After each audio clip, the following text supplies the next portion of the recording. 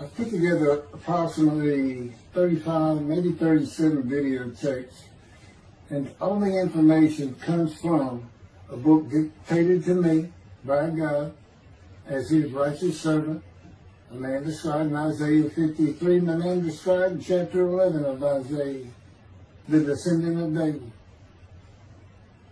the twig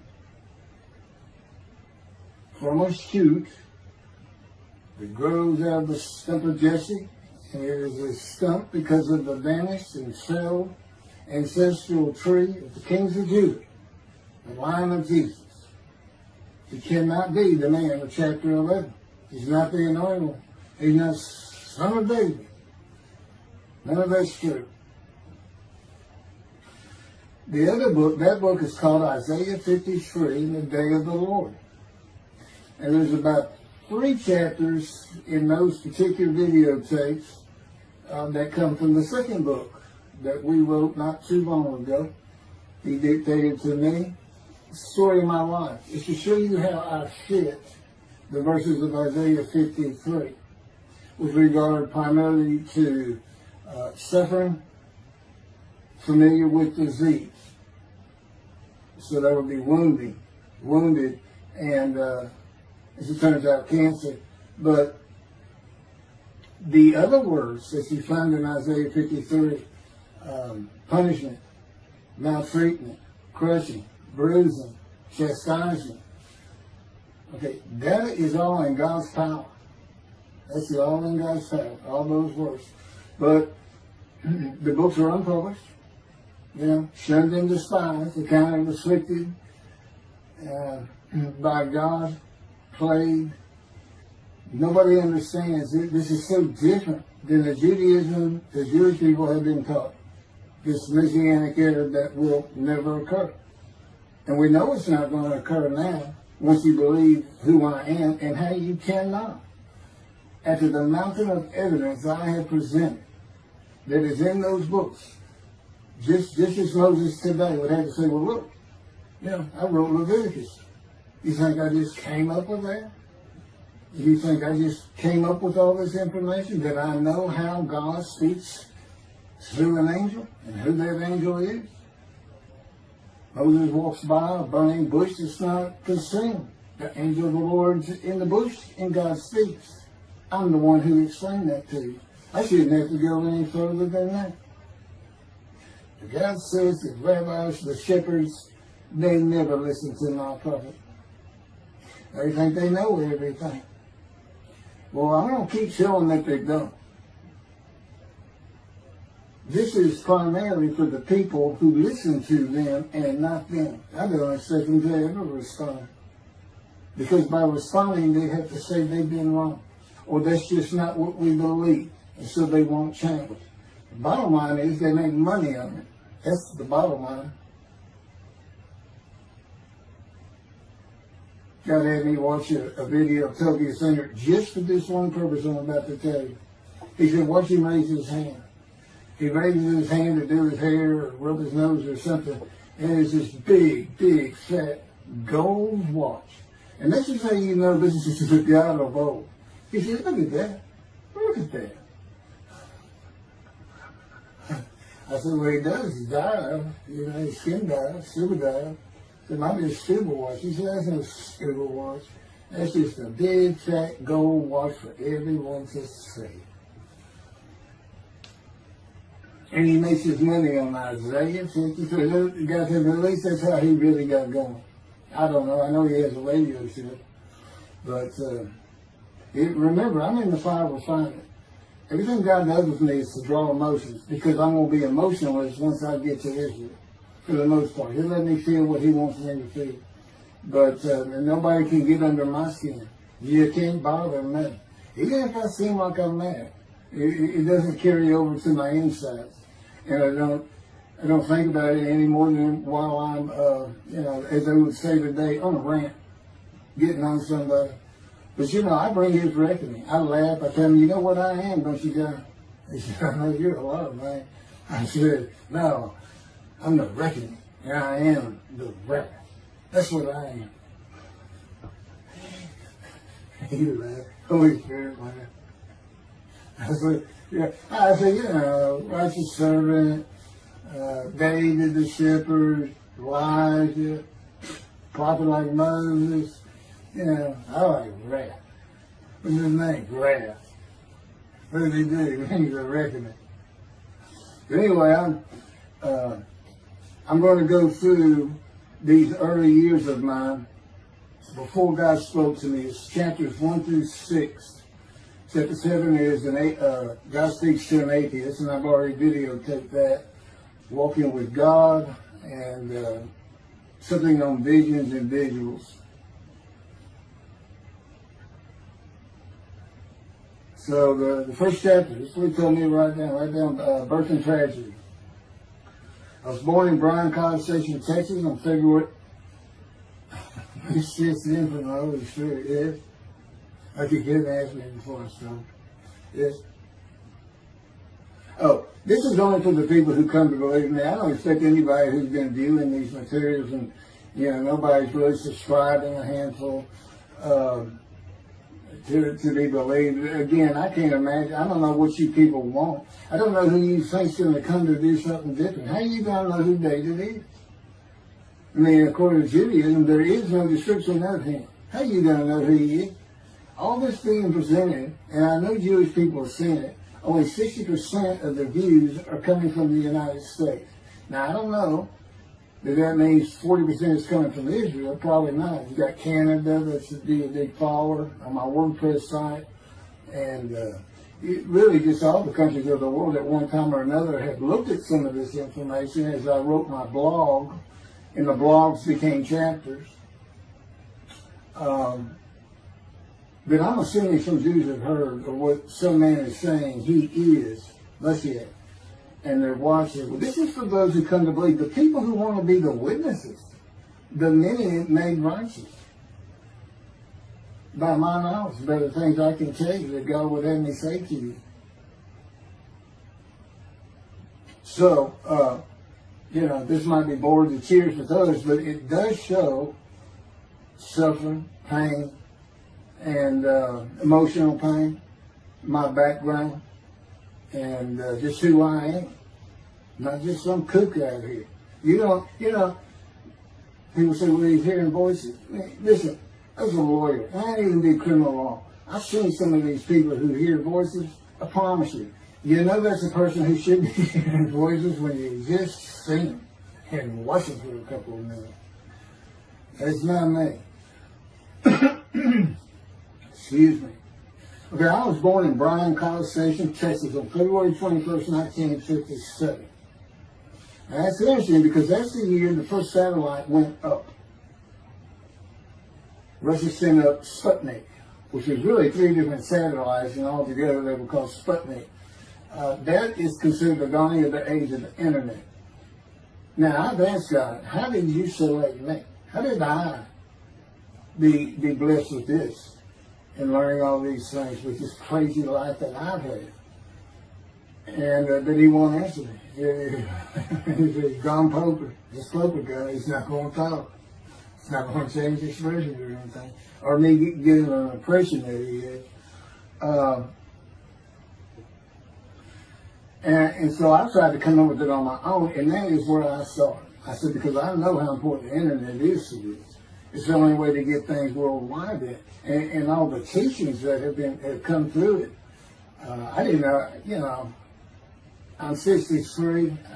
I'm not like the young people who can just text messages without looking at them and all that. But he's taught me everything. He taught me how to set up Facebook, Twitter, you name it.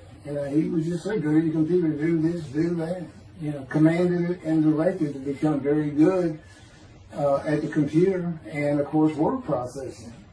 I'm a regular secretary, except I still henpeck with one finger. I used to. But God says that's to show you I have perfect use of this disfigured right arm.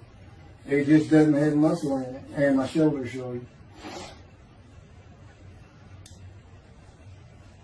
Anyway, I was born in Bryan College, and that's where Texas A&M University is. And my dad was attending Texas A&M when I was born. I graduated from there 22 years later, which is a story in and of itself. So I was born premature in the 7th month of my mom's pregnancy. I was born in February, and there were many complications. My parents were told I would not make it through the night, and they should just take me home. Mind you, this is 63 years ago. The biggest problem was that my insides had not fully formed, and it was impossible for me to take milk. Mammy, my great-grandmother, told my parents, boil rice.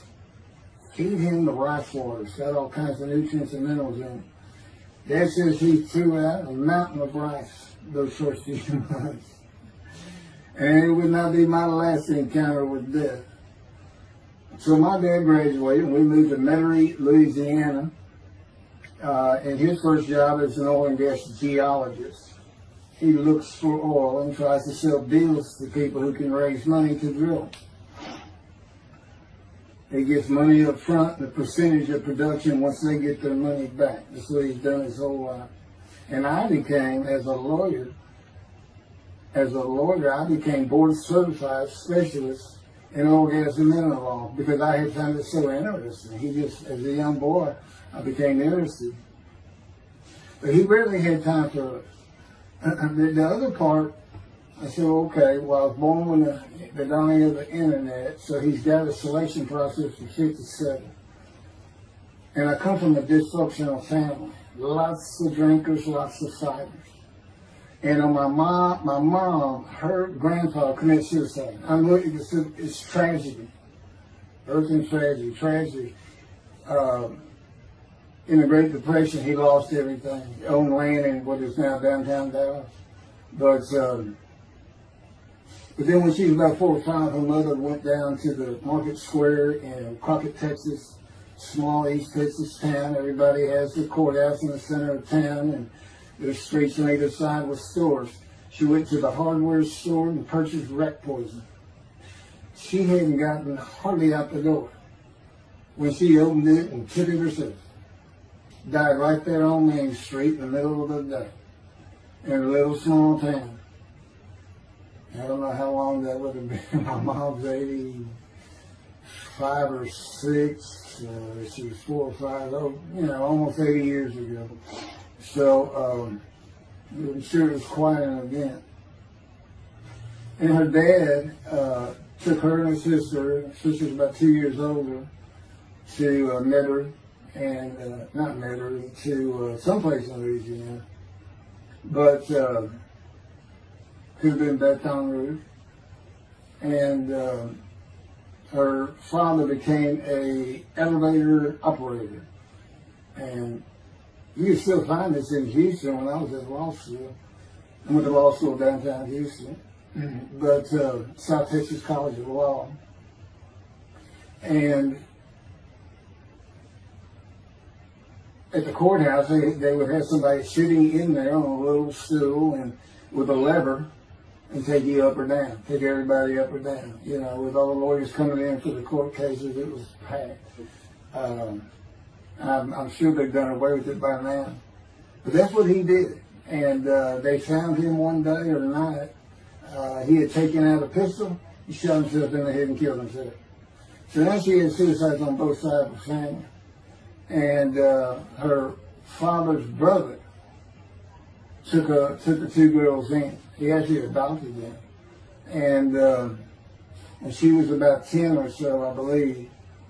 She's with him out in some shack in East Texas. And, there's not even phone in this place. And he took a shotgun. And I'm sure he'd been drinking there all known for it. And blew his head off right in front of her.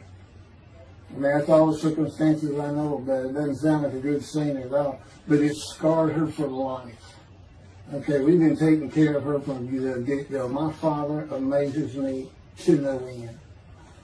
What he has done to care for her. See, they knew that was his sweetheart. Eventually, now at 10 years old, that's who he married. And they're both from Crockett, Texas. Small town people. I still take care of them. They've taken care of me for 10 years. Got to me from society. He made me quit law. terminate my law license in Hawaii and Texas, and took me into poverty. I've been in poverty for 13 years until I just now filed for Social Security early. But I give them more than 90% of it to make up for everything they've given me for 13 years. While I'm in God's fire of refinement, learning everything I need to know. And I have learned much. There ain't any question.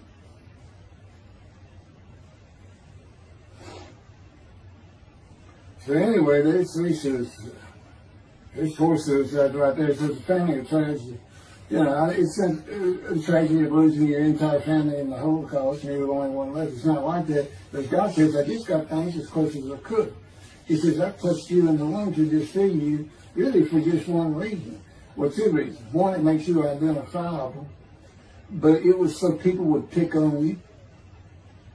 I wanted people picking on you because that's what happens to young Jewish boys. Just for being Jewish, just for having a disfigurement. People will pick on you. I told him since, I don't even really recall many people saying anything to me. He said, that's because you look like you crawl all over them. They did. And I did. I was always just say something, anything. It's just the way I was just angry inside. And God's taken all that away. But I can still go on a good rant. But, and then my mother in the 60s, young people may not know this, that's when, you know, the Woodstock and marijuana, LSD, everything started getting big. And at the same time, doctors were just handing out pills left and right. Valium, painkillers, Percocets, you know, just asking for it. They were writing scripts. And I know today they put a lockdown on that, but she got heavy into it and drunk all the time. I had to come to school and stay with her, and she became such a different animal, a different person when she drank. She became a little girl. You know, and maybe your mom act like that and slobbering and, you know, going there to be Valium dripping out of her mouth with bottle of booze by her. So it was an ugly scene. And so I came from a dysfunctional family, so I think God wanted that. And He's there with me from my first year to make sure that I live a life of suffering. He orchestrated many of my wounds. And He's taken me back in vision to see these things. And His visions are one thing you don't pick up in the Bible. When I say Bible, I'm talking about the Jewish Bible, the Hebrew Bible, but not, unless I say otherwise. Which is like when God says, my peoples. If He just says my peoples, He's talking about the Jewish people that says, I mean, He may say the peoples of Moab, or just by the context, He knows the sons of another group. But that comes up all the time. So, to add to that, she tried to kill herself a few times. And when I was 10, my dad was at a Texas A&M game in Dallas. And I know it was 1967, so I was 10 years old. Because I'm very familiar with that particular game. It was against Bear Bryant and Alabama Crimson Tide. And he had coached at Texas A&M. So, as you can tell, me and my dad are big Aggie fans and football fans. But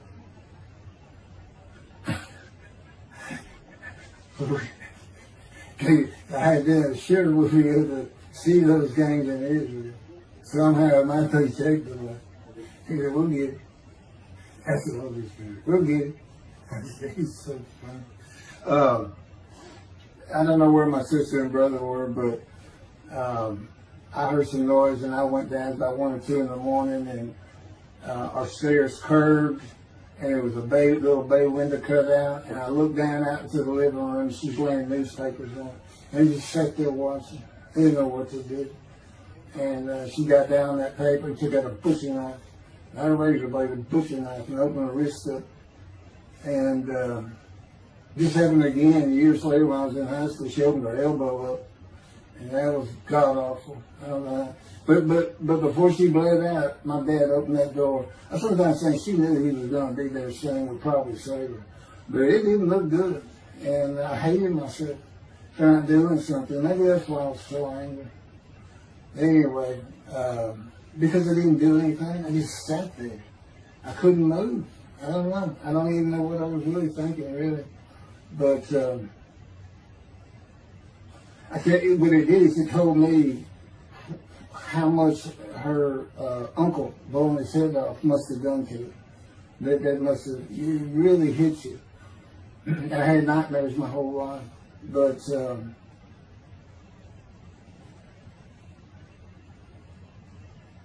I was 16 when she did the thing with the knife. But you know what? My dad finally got her. He got her the best psychiatric care in Houston, Texas, and that's big because we got a medical center that's renowned throughout the world. And they put me back together many a time. And she never did that again. And the amazing thing is how different she is in her very advanced old age. I mean, it's like she was never that person of the 60s and the 70s and the 80s. I don't know how my dad survived it. I'd have never stayed. I'd have taken the kids and said, try to find them. But he's not out there. I've never seen two people who love each other so much. It's crazy. But anyway, I was married for 20 years and we weren't like that at all. I finally divorced for irreconcilable differences. Okay, my first major surgery when I was 2 years old. My first surgery. Up above here, I have a scar. I had my first of many surgeries. Been born without my right pectoral muscle, small shoulder, withered arm. And there was the movement of my arm was restricted. There was some tissue in here that had to be cut out. So they opened me up and did that. I was born right-handed, but I do everything left-handed, except for light things. Like I shoot a basketball right-handed. I throw a ball right-handed. Darts, things like that. But bowling, I'm left-handed. You know, anything heavy. And I was quite an athlete. If I'd had two good arms, I'd have probably been on scholarship. I was already offered a partial scholarship at a small school for track, even with this bad arm. But I just didn't have the fast start. You got to have two strong arms just pushing out in front of you. But I was some kind of quick and fast. So, we moved back to Houston to a place called West University, a suburb. And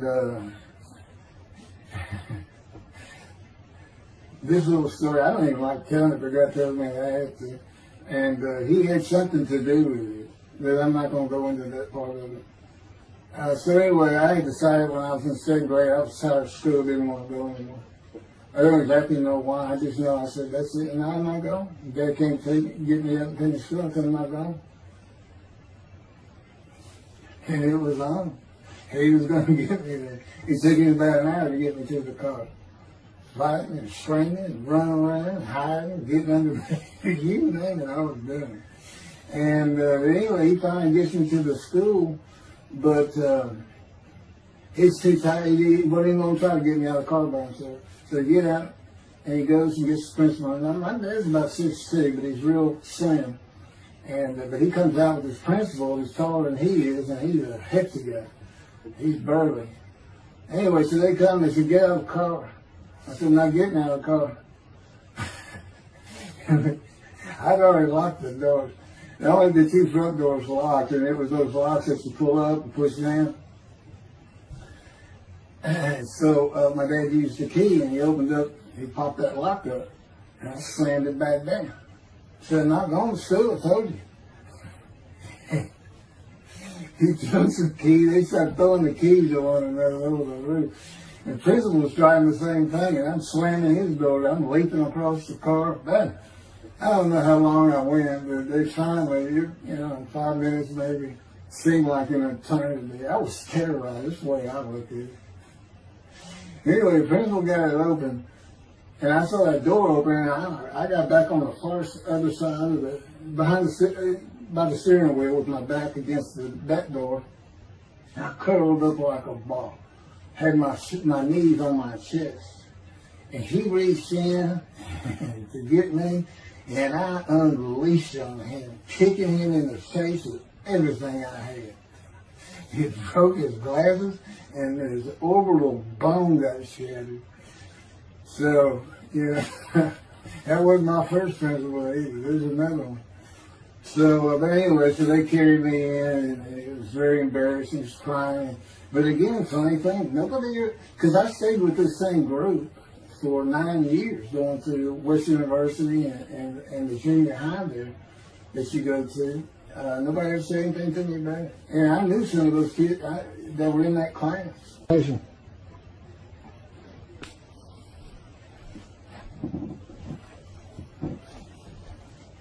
My camera only goes for half an hour. I can see on the screen that I have point towards me that when it runs out, I have to turn it off and turn it back on. But anyway, that ended my fight with my first principal.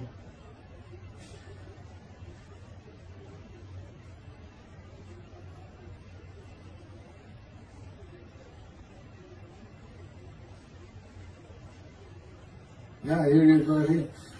I had me put these together. In the 10th grade, the principal of the school told me to cut my hair. You know, I had long, blonde, wavy hair, well past my shoulders. Again, this is, I graduated high school in '76, and this is in junior high, so it's in the early '70s, but it felt like the '60s still. And I kept in a ponytail. It was neat. It was a school-wide policy. I think I was one of the last people to cut his hair. I was hiding all the time. I was always on the alert for the teachers that would turn me in. But I went and got it cut. I told the barber right at my collar. Sat there in the chair, cut it right at my collar as I was instructed to do. And then I was commanded to return to the principal's office. And so I presented myself to him. I sat down in the chair in his office, and he gets up, walks behind me, and grabbed me by my hair, back of my head, and jerked my head back fast. And said, "It's still over your collar." Now, I don't know if I did a backflip out of that thing. I can't really recall. But what I do recall is it took 3 people to get me off of him. And I was permanently expelled from school, which ended up me leaving home. It wasn't a runaway. I'm just out of here. I'm tired of everything and everybody. I ain't going to school ever again. Hate school always there. That was me. And they had to pull me off of him.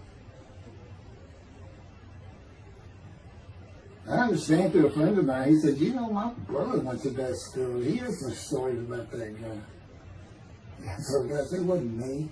It was him." Second major surgery came when I was 12 years old to try and repair my right knee and just below it. I was running full speed in a field. High grass and weeds with a family dog. And God says he had something to do with what the dog did.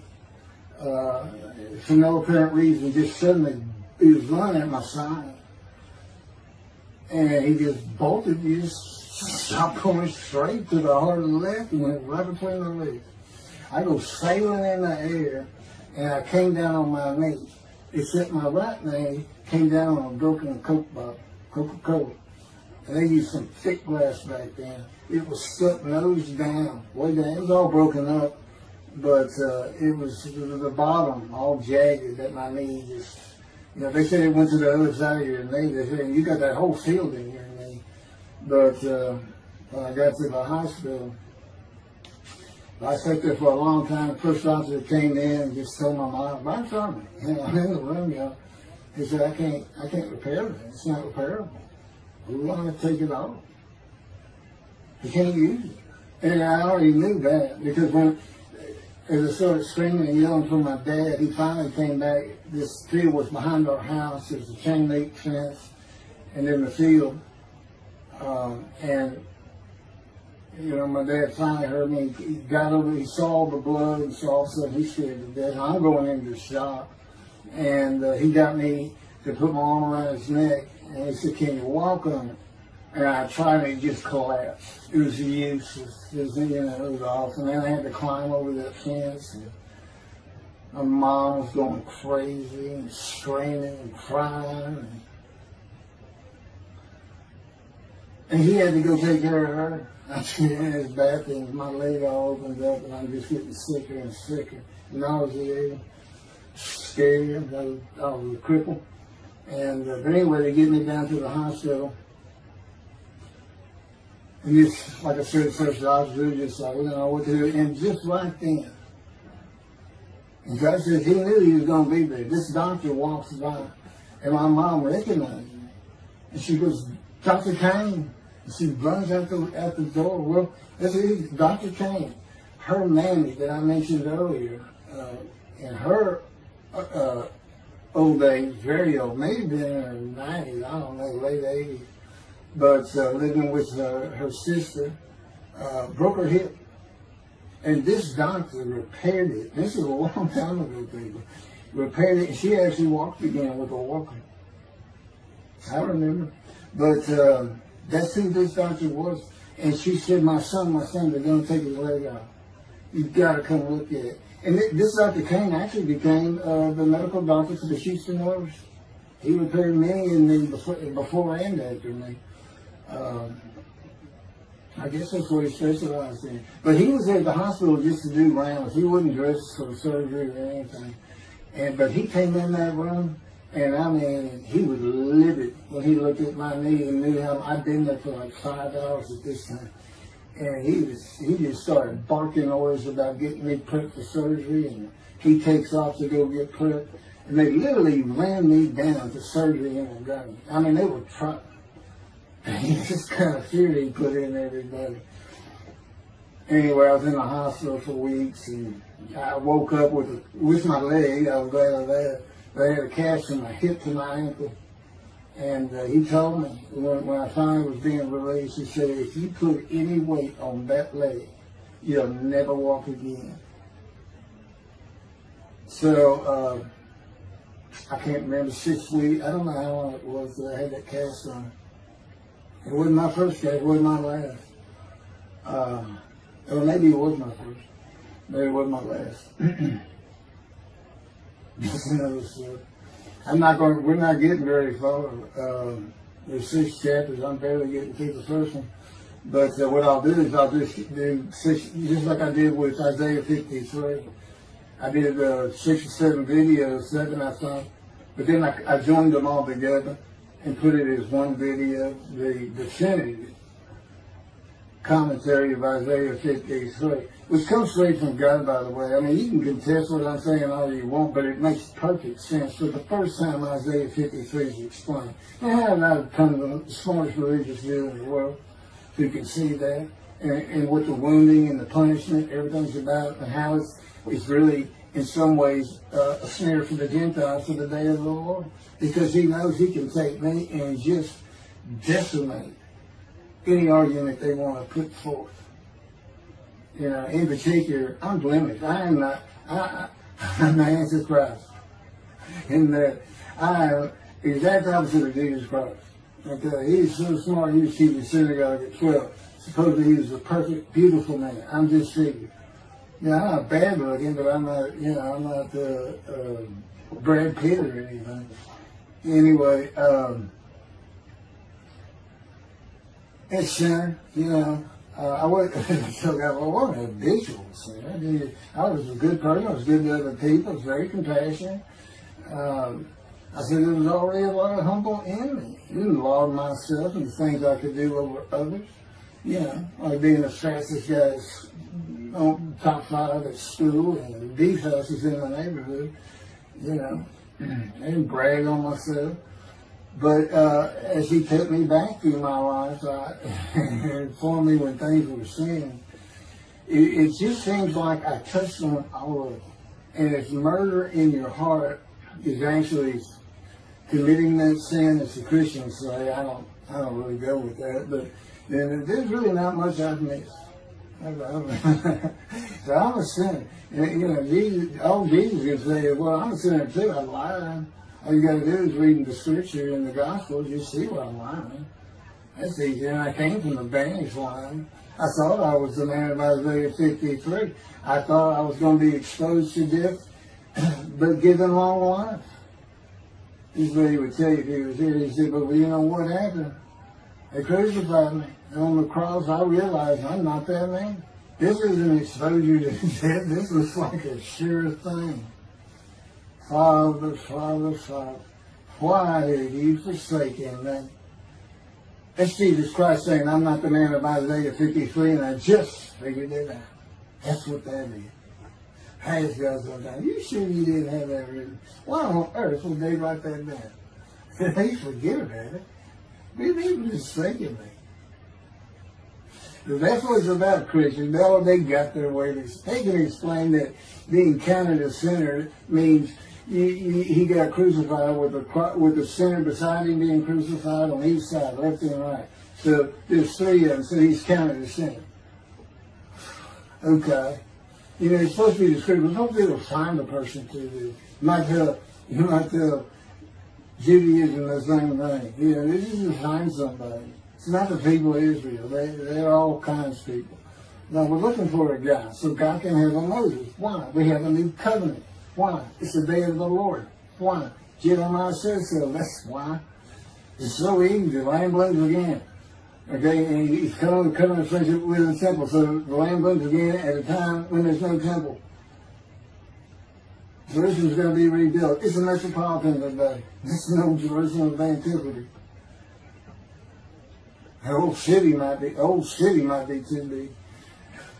And I'll make a new covenant with you. I will forgive all your sins and remember them no more. That will cause Torah to be written on your heart. It's a metaphor. When did he do this before? Oh, that's right. Assyrian Babylon exiles. Isaiah was right before. God said, I forgive your sins, remember them no more. They became a holy city. What did they do? They built the second temple. What are we missing? The third temple. This is so easy. So it is the day of the Lord. There's any question of that. I'm just telling you it started with the Russians. Hello, Russians. And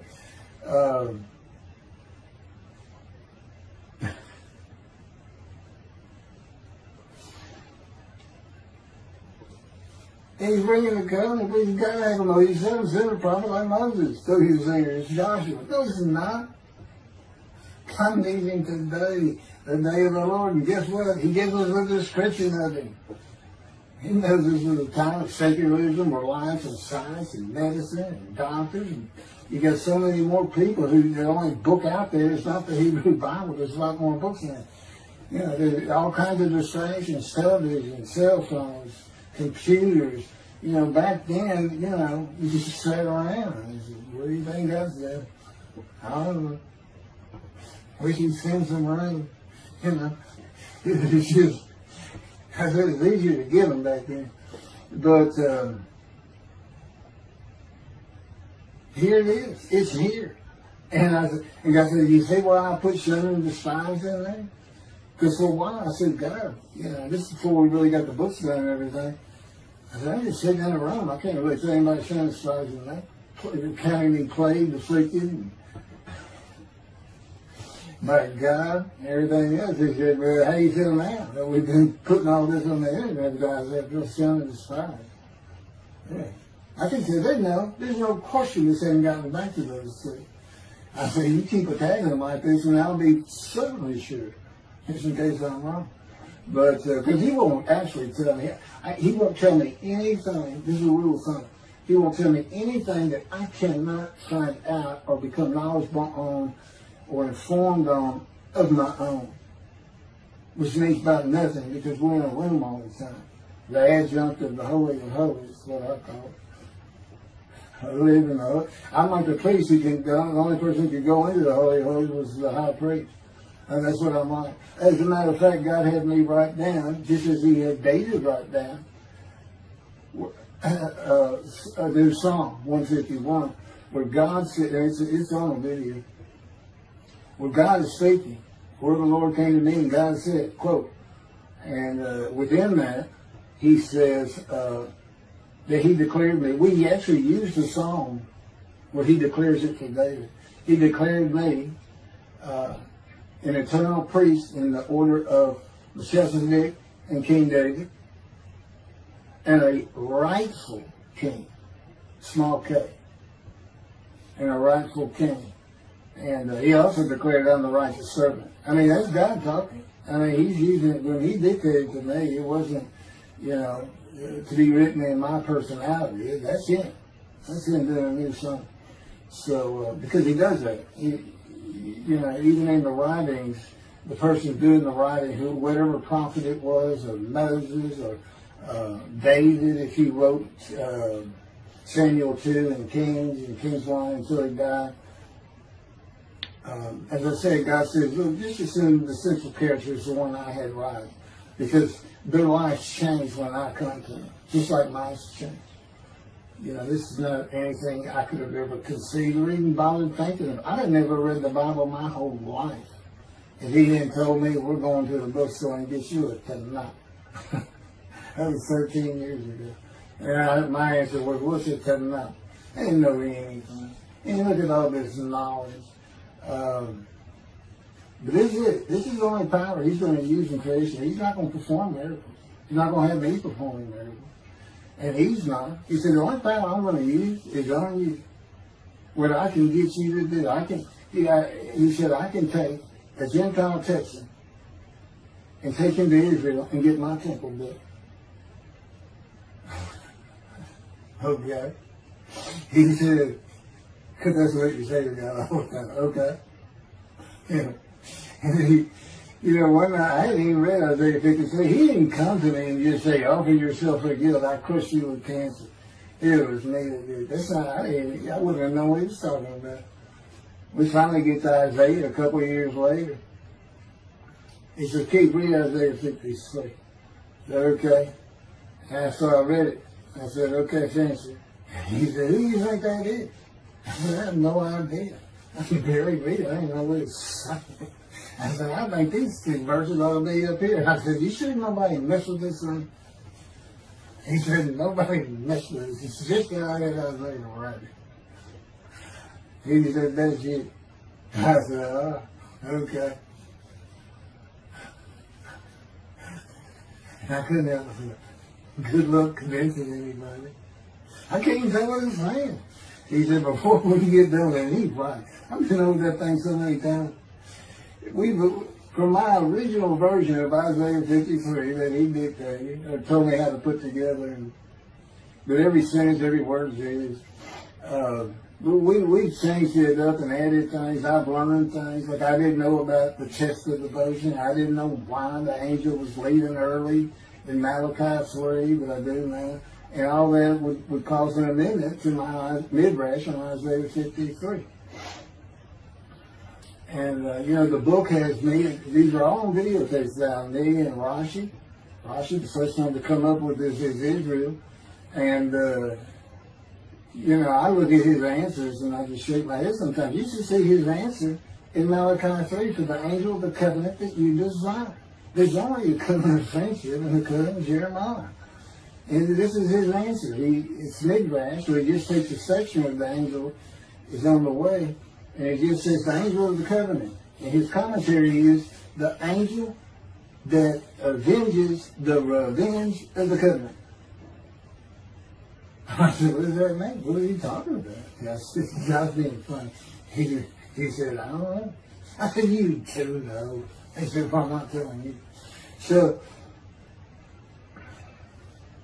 God likes to feel as though he's laughing. He doesn't actually laugh. He sends me a perception every day. Or he uses me to laugh. I've mentioned that in a video. Because he can't. He controls my words. I learned that in walking with him. Just one day, I'm talking out loud as we go. I'm discussing man and divine beings as though I had a sermon I was giving or a speech to somebody or a seminar. And I'm rolling, and I can tell he is really making this thing rock. He's taking it from here to here to here. And we're going. And I'm going. And all of a sudden, I use a word or a couple words that I simply don't use. And they're not what my mind was even thinking of. They just came out. And I just stopped. I said, did you do that? I didn't even say, hey, did you just make me say these things? Because I knew he knew. I said, did you do that? He said, I did. He was the only thing did it. I did. I said, okay. Anyway, that's where it all started. Now I know. Okay, guess who that is? That's the Holy Spirit. Using me. He doesn't sound like that. But he'll use words like that. So he's getting bored. They like to cut. Let me just say this. This is part of God you don't know. It's not all the time. It's some of the times we do tend to get kind of silly in here. But, they do things after a while. I'm like, I feel like a kindergarten teacher, and I got two of those kids that you just shake your head at. She said, this is a handful. These two, nothing but trouble. Always fooling around, looking for a laugh. And the Spirit's always working in heaven. There's God laugh, as it were. Again, he doesn't actually laugh.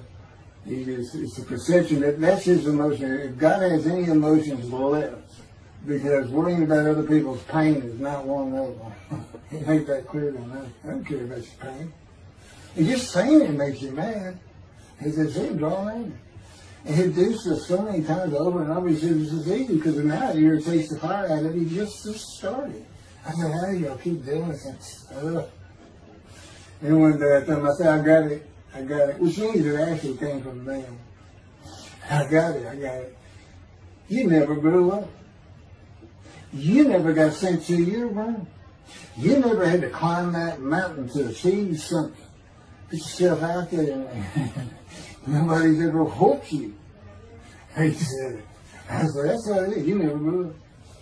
That's what it is. Yeah, I'm dealing with the child guy. That's what I'm dealing with. Helping my argument.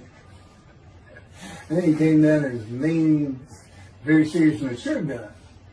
And I didn't bring that argument up anymore. But that's how it gets to me sometimes. It's an incredible lot. For me, I'm not going to get to him. I guess I'm at the end. I'm getting close to when I got shot. I thought that was a new chapter. I was on. Well, I'm going to pick, this is getting long. Anything over half an hour, we try to stop. Now, my Isaiah 53, 5 hours. But, you have to watch it all at one time, of course. He doesn't hardly let me watch it. Yeah, I don't even watch them before they get posted. He said, no, you watch it later. Because it comes on the TV that he got me. I didn't know at the time it was going to be, that he was serious about doing videos, and I certainly didn't know about making it a backdrop. He decides everything. He tells me when I eat, when he gets up. I don't sleep hardly at all, 2 or 3 hours a night, and sometimes less, and take a half hour nap sometimes. But I found out I feel fresh. I don't need that much sleep. He said, you're not really doing anything. Why do you need a lot of sleep? And see, that used to make me mad. Now I do later. Thank you very much for listening. I'll pick this back up on another video, and eventually I'll put these first 6 chapters, just like I did Isaiah 53, because it's a book that he dictated to me. I can't get it published. I'm going to put it on YouTube. That's why I'm reading it. And as I said, if you don't want to listen to it, don't listen to it. But the information that's in these books and in those videos is, that's my proof. And quite frankly, God says, if that's not enough for them, well, that's just too bad. Utter destruction is what they end up getting. They better learn how to listen to the prophet. See, it's no different than the people back then. Y'all say, well, why didn't they listen to Isaiah? Why didn't they listen to Ezekiel? Why didn't they? They laughed at Ezekiel. That's what Rashi says in his commentary. I didn't know it was laughing at him, but just ignoring him. Everybody thinks they know it. But in any event, I do know there's one chapter we haven't put in there, and that is recognizing a prophet in time. It says Moses vouched for Joshua, so he didn't have to be tested. And the problem with all that is, and I think why God hadn't had to put it on video, is that they're looking for a seer, somebody who can see the future. You see, that's antiquity. I mean, that's not what you're looking for today. Moses wasn't a seer. And none of the prophets were seers. They just wrote down what God told them to write down. God's the prophet. Is the one making prophecy. And what he does, he doesn't actually just quote see the future. He walks it through. He says, okay, right here is when they're going to send up a satellite. This is where humanity will be at that time. He can walk it through in his mind. As I mentioned, his eyes, he doesn't have them. It's just his absolute knowledge of all things. He can form a picture of this frame. Me, it's in here. He knows every atom of my body. And it's like he does a vision for himself, a visualization. That's what I call when they put pictures in my mind. He says, and he puts it into the spirit's mind. And they're both within it. You know, the big cloud that just came down. If you're sitting in a room with me, it envelops you. But it engulfs me, it goes through me. My little spirit cloud becomes part of the big cloud. That's why God is in his spirit. Here's the elements of spirit, here's the elements of God's presence, his mind. Two clouds, they just come together, they can be together. Okay, but God's still one. He created the other cloud. And then in this room, filled with them, my little spirit is like a little cloud that just came in and part of it. That's who I am. That's the man in divine being. Okay? No, it's like nobody's really expecting it. Well, maybe it's because you didn't know these things. And now they want, I get to see them shunned. Shun means I'm not looking at that. It sounds like a coup. We by faith, by the fundamental principles of plan from the talent, from his diagnosis of the talent. Why don't you do your own? Why don't you throw the talent out and learn some new stuff? Why don't you get out of antiquity? Every religion has an end times like that. Every religion ends up with utopia for its people. Everybody. Well, don't be like everybody. You're the Jews. Go ahead, let's get practical. Let's let God in our midst again, in a man like he was in Moses. Let's point at him and tell the Christians that is the man of Isaiah 53. Here's what it's about. God said he's coming back. He told us, we're not waiting on him like you. He said when he was coming back, he false prophesied 5 times. He ain't coming back. He wasn't who he thought he was. He told us on the cross. I'm not the man of Isaiah 53. He tells us. What else was he doing? Why did you say me? I'm about to die. What do you think he's talking about? What do you think he's thinking about? Not supposed to die. He thinks he's the man of Isaiah 53. So do they. Which is mind-boggling because I'm the man. And there's nothing about me that says Jesus Christ. Nothing. You should hear me cuss God. I cussed him trying to die. I begged for death 1,000 times. He said, it's not been 1,000 times. I said, it's been hundreds. He said, well, that's true. You have cursed me more than any man in the history of mankind. And he said, and you did it face to face. And I said, you shouldn't make me so mad. He laughed, y'all. He laughed. When I'm cussing him, he did make so mad. And oh, you're kidding. That's the way. He gave me his perspective. This is how he did it. He said, Keith, imagine you created ants. And ants are living beings. In other words, they can think and they have emotion. Okay, you get a great big ant farm over here in the room. Okay, you decide you're going to get one ant to get all the other ants to do stuff. This is got to get him ready. And you get him ready the way I'm getting you ready. Now, he's mad at you. Right? I said, yes. Yes. And he said, now, Magic, I'm always laying in his bed. I got a big table. I've got a microwave on. I put my computer on. I got a big fan I like to have on. And he said, look over at that table. Now, imagine that ant got loose. And he is pulled up. And he is standing on the corner of that table. And he is giving you the what for in ant language. I mean, he's going. And he turned around and shaking his butt at you. And he's cussing. And all this. And all you got to do is go bump. And he's gone. I think that's funny. And it is. And that's how that's what it does to him with me. You know, the spirit will rile me up. I call him a troublemaker. Troubler. He's so funny. But God's so humorous. There's a difference in their humor. Okay, now I'm told that does wrap it up. I'm going to pick up a gunshot. I guess it was forcing the accent to my knee. They ended up opening me up from between my breast and my pelvic bone, and now it's been 3 times. And eventually, you know, the lung cancer and colon cancer and skin cancer. But the lung cancer is when they told you should have died from the colon cancer. He said, but this is it. We can't treat that. It's too advanced. You're gone. And compared to that. That was 20 years ago when the planes hit New York. It was the planes hitting New York that got me up off the ground one last time to see one more doctor. The life of God's righteous servant of Isaiah 53, chapter 3, gunshot. Shortly after I recovered from my knee injury, I moved to Fort Lauderdale, Florida.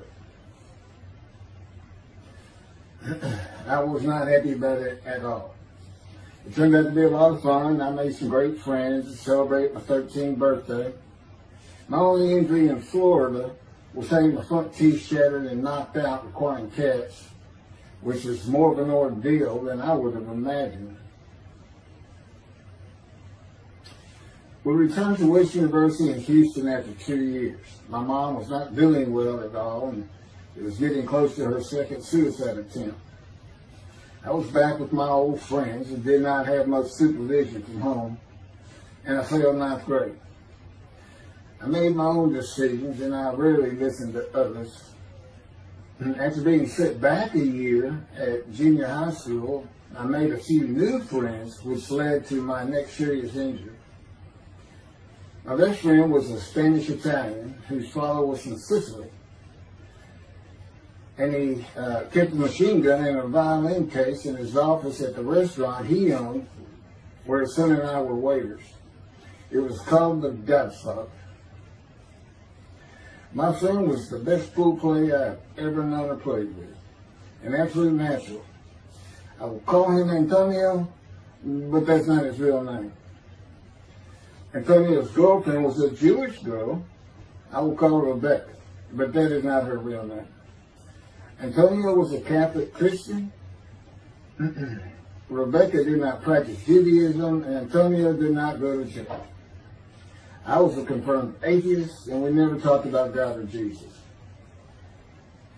Rebecca's father had foreclosed on a ranch about 8 hours from Houston outside of LaGrange, Texas, Fayette County.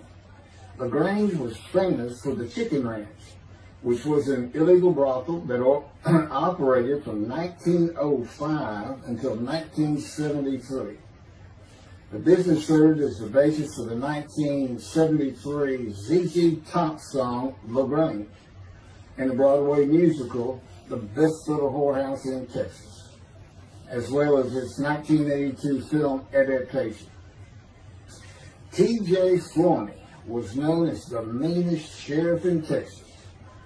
In the coming weeks, I would be interrogated by him outside of Shock Room 3 at Dental Hospital in Houston. This is an excerpt about him from an internet article. It was the most one-sided Texas battle since the Alamo, as 100 citizens watched disbelievingly in the dusty little town of LaGrange, their beefy sheriff, T.J. Flourney, reached into a black 1975 Continental Mark IV and began to shake by his $300 suit Marvin Zimler, the star consumer crusader of Houston, Texas. That's from People, June 17. Next, the sheriff tore off Zimmer's blue-white toupee, waved it in the air, and then finally ground the rug under his cowboy boots. Behind Flourney's fury was the fact that on Zimmer's last assignment in LaGrange 18 months before, he had filmed an expose, which resulted in the closing of a critical part of the local economy, the Chicken Ranch, a legendary body house. Antonio, Rebecca, and I first went up to the ranch in the summer of 1975. It was a small ranch house and small lakes with horses roaming around loosened pastures. We decided it'd be fun to try and catch one of those horses and go riding. The next time I went to the ranch house was in Rebecca's father's Mercedes-Benz. Two-door convertible Mercedes-Benz. I sat on the hood of that Benz with a lariat while she tore through fields trying to run down a horse for me to rope. The horses could turn too fast, and we never got close enough for me to rope one. What we could and did do on the next trip was bring guns. A 30-30 rifle, shotgun, and two 22 caliber pistols with holsters. As a backdrop, Antonio and Rebecca had broken up as boyfriend and girlfriend, and her attention had turned to me. I did not believe that caused any friction between Antonio and me, but it should have. It did not seem to be a source of animosity of Antonio towards me in any event. On October 5, 1975, we were all back at the ranch having a great time. Tony and I were shooting at cans with our pistols and practicing a quick draw from the holsters. We were standing shoulder to shoulder, about 3 feet apart, and he was a little forward of me. Rebecca came up behind us, between us, and said she wanted to shoot. Antonio passed his gun to her, and it fired when it was going by me. The bullet went on a straight line through my bladder, intestines, and colon from the front right and lodged in the back of my left buttock in my backside. I could see the trajectory in my mind.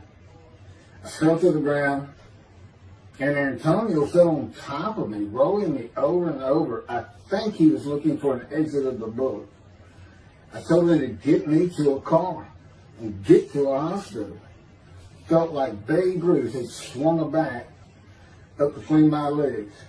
I never once thought of God.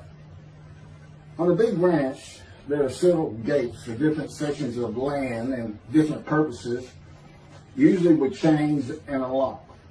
When we got to the first one, I told Antonio, drive through it. I told him to ram it.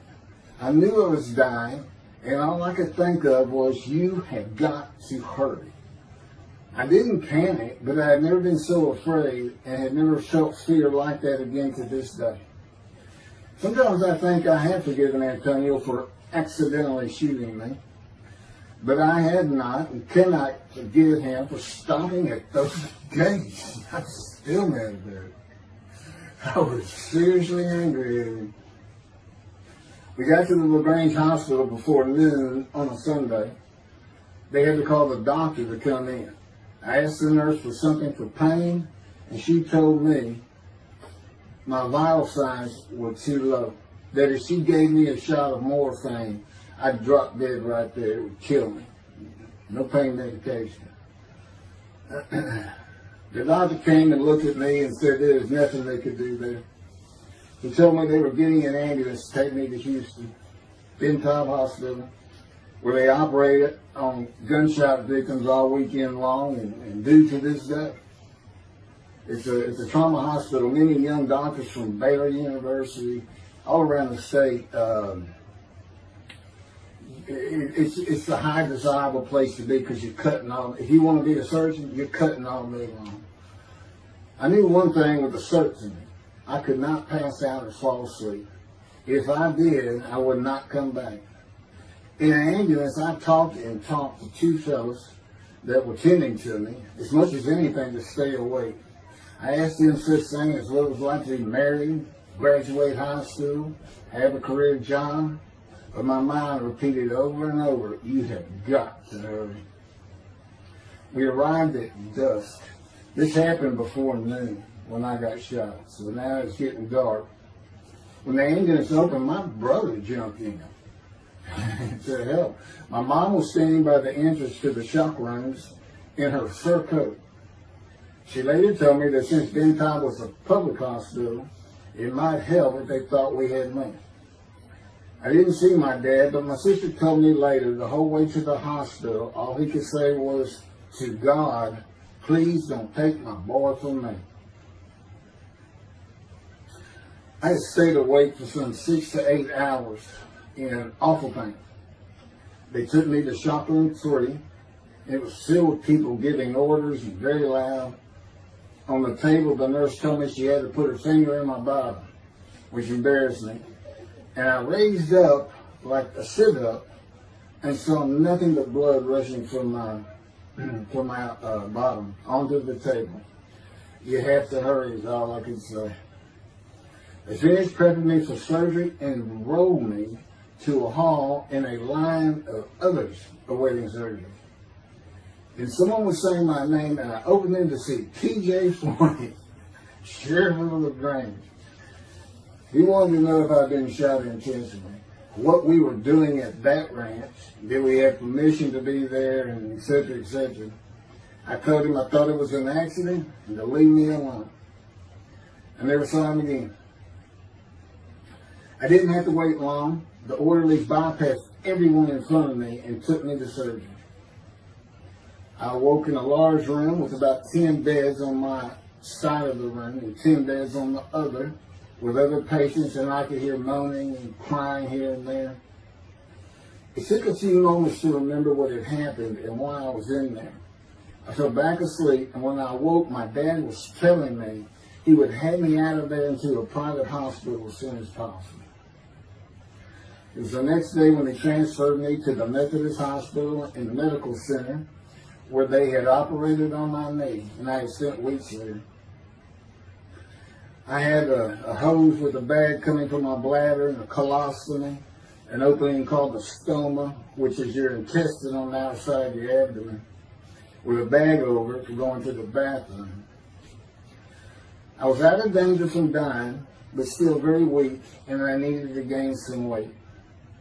The track team was already getting together, running distance and cross-country workouts provided by the coach, preparing for track meets in the following school semester.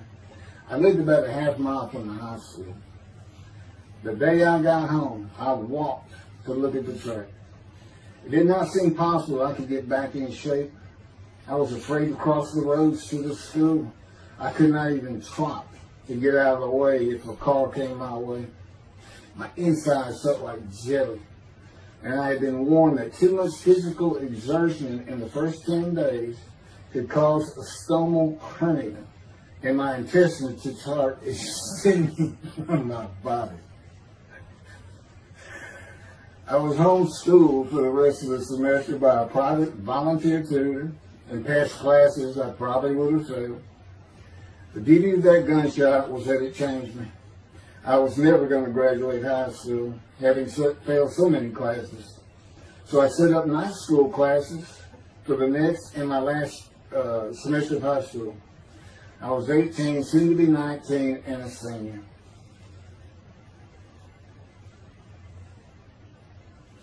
Chapter 4, College and Law School.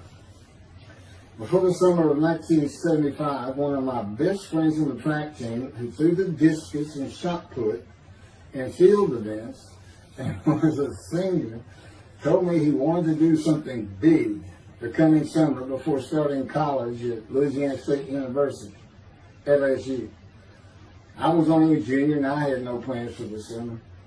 He mentioned this to me and I began thinking about how long it had been since I had been to Colorado. My father, who had really good years and many so-so years, depending on how the oil and gas industry was doing. And when I was in junior high school, he had sold some prospects, had completed a few wells, and had purchased a condominium in Pagosa Springs near Durango, Colorado. My friend's name was Keith Miller, and I called him Miller. He had given me the name of Say Babe. At one of our night track meets, I was running the 330-yard low hurdles, and the last turn was behind bleachers where the officials lost sight of us for a few moments. A runner to my left veered out of his lane into mine and took my hurdle, and I had to slow down and go around it, yelling, "Hey man, that's my hurdle." I wasn't happy. I do not remember how Miller knew what I had yelled, but he was probably on the football field inside the track working on shot putting biscuits, watching me run and hurt me.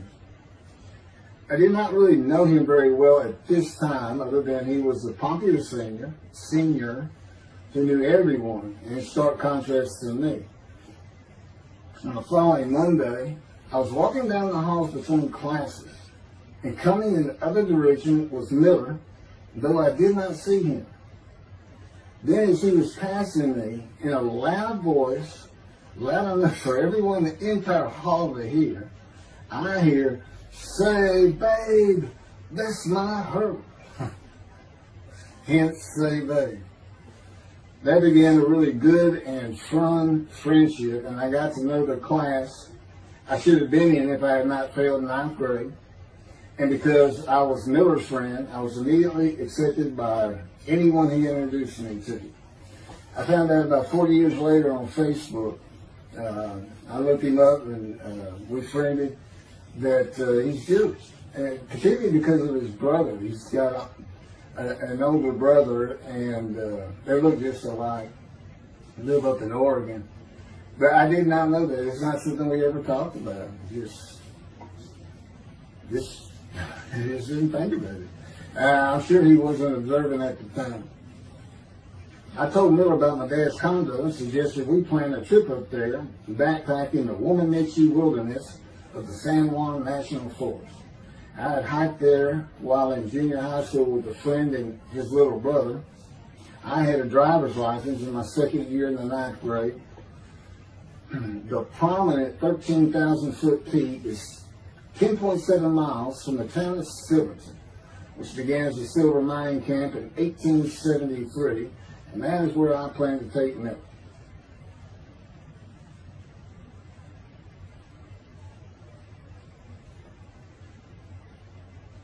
So Miller and I take off. We use his car. As I said, he was getting ready to graduate, and his dad had bought him a Toyota. I can't remember the name right now. My dad's condo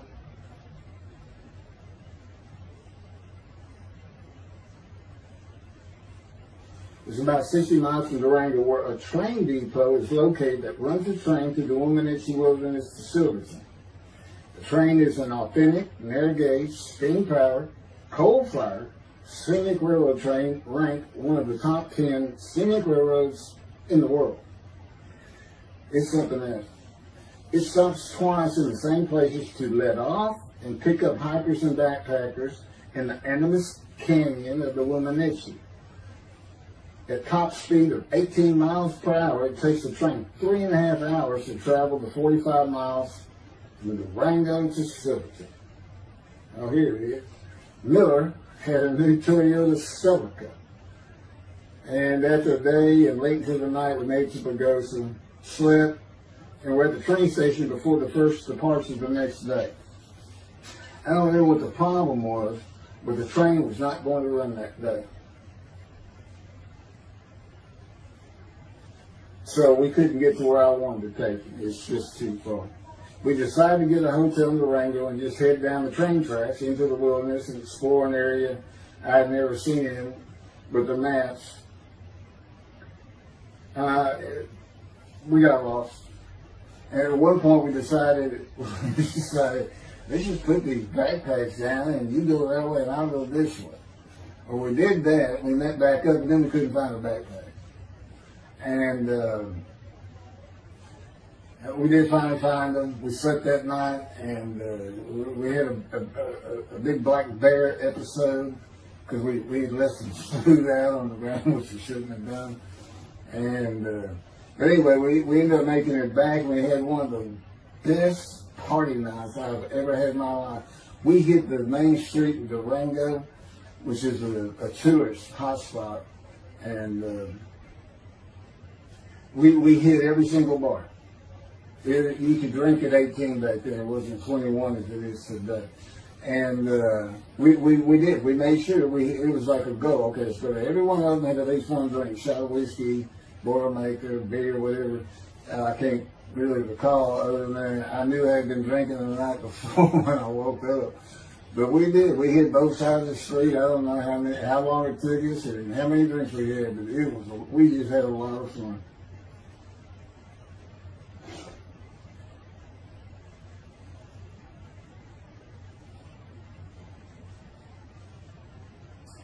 Okay, I'll be coming to chapter, I guess it's 4. I don't know. I thought I was coming up to the cancer story, but this is different. This is getting into alterations while at school.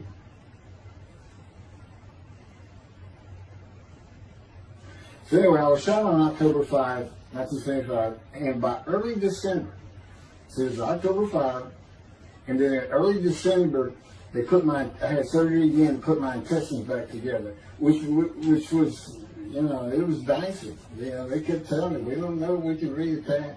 You know, there's people like Bob Hope lived his whole life with one of these stonal deals. And it's just a horrible thing. It was successful. They put it back together, and they removed my bladder tube. The girl next door, who I had never talked to other than to say hey or hello, and who also went to high school with me, had been coming over daily, and she agreed to be my girlfriend when I asked her a few months later. I did my night school and graduated last in my class, or close to it, of over 400 people. In late December, I began running with the track team. Now, I had surgery early December. I already got out there with them, which was difficult. Pulling 2 tires on the cinder track. You know, there's a rope, 2 tires, and you put a harness around your waist. I had to put mine high up on my shoulder. On the cinder track for a lap and a half, 660 yards for 2-minute intervals, 6 times was the toughest. My speed and quickness was still there, but distance running and my endurance, it took quite a while to come back. In early February, just about 3 months after being shot, I won my first 120-yard high hurdles race at a track meet that was fast enough to qualify at the upcoming district track meet for the regional track meet. Winning at the regionals would place me in the state track meet. I was fast, but my disfigured right arm really held me back. Then my heart was broken, and I cried for the first time since I was a child, best I could remember. My coach, who really liked me, he understood the effort I had put in to get back in shape. Called me to his office, and I knew something was wrong. He told me I could no longer be on the track team. I had too many semesters of school to be eligible according to the eligibility rules. It was because I had failed ninth grade.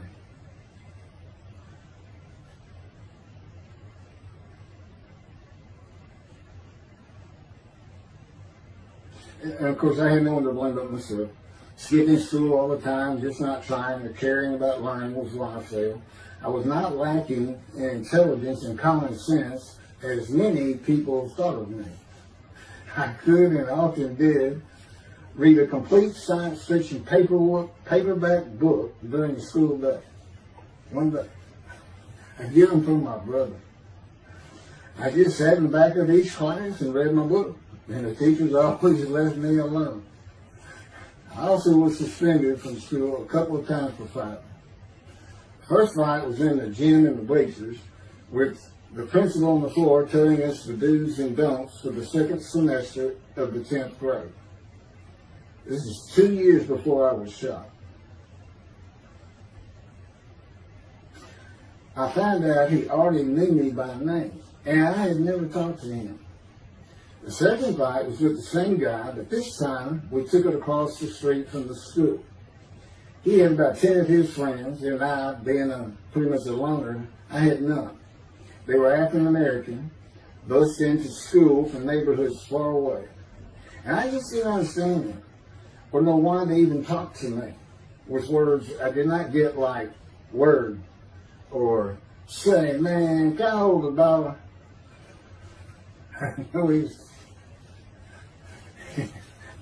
That is what started the fight in the bleachers. I hear from behind me and one stood to my left saying, "Man, can I hold the quarter?"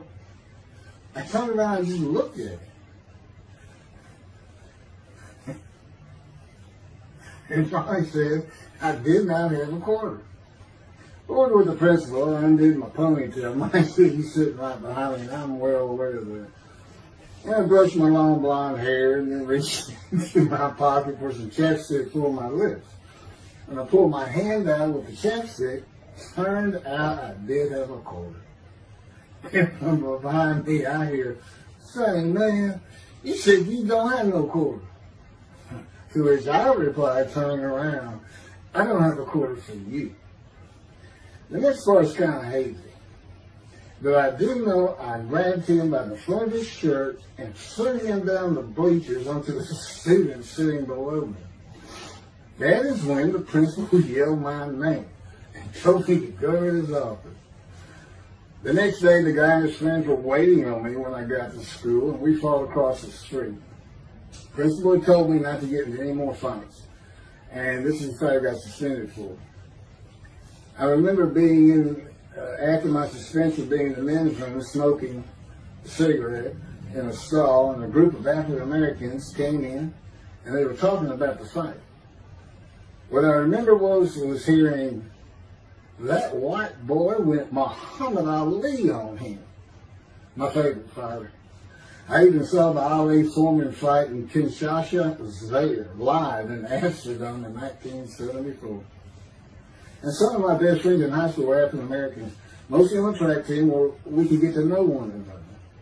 I still had run-ins with the general population of the African Americans, who everyone just called blacks back then. I never used the N-word and thought they would help themselves a lot if they stopped using it. Mostly I think they were angry at being bussed in from neighborhoods far away. In fairness to them, white kids did not seem to like me much either. I looked young even for my young age, and with my long hair, about 6 to 8 inches past my collar, I looked kind of girlish, and many people said that to me. One day a friend of mine told me what it was to him. You never smile and seem to be very angry. Like if someone looks at you crossways, you're going to come after them, daring them to say something, like you want to fight. My next suspension for fighting began in middle shop, and it was all my fault. There's not a big deal with that.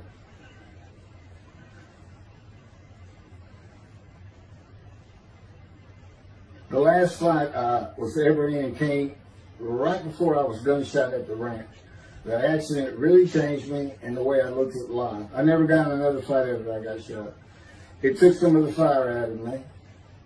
My longtime friend from junior high school and I were at Memorial Park at night and walked down a train track that ran through the woods, away from the streets and recreation areas. We went to the center of a long railroad trestle bridge that ran over a bayou to wait for a train to round the corner from either direction on a single track. When a train would round the corner, we had to run and jump off the trestle after clearing the bayou. We were drinking beer. As we were sitting, we started talking about the price of gas at 44 cents a gallon in 1975.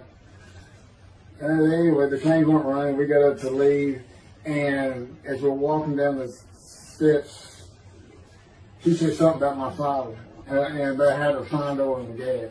And I turned around and just hit him with everything I had, with my right arm. And I realized what a stupid thing to do. I called him the Big Sweet. He's huge Norwegian. His hair was white and long and longer than mine. His hand was the size.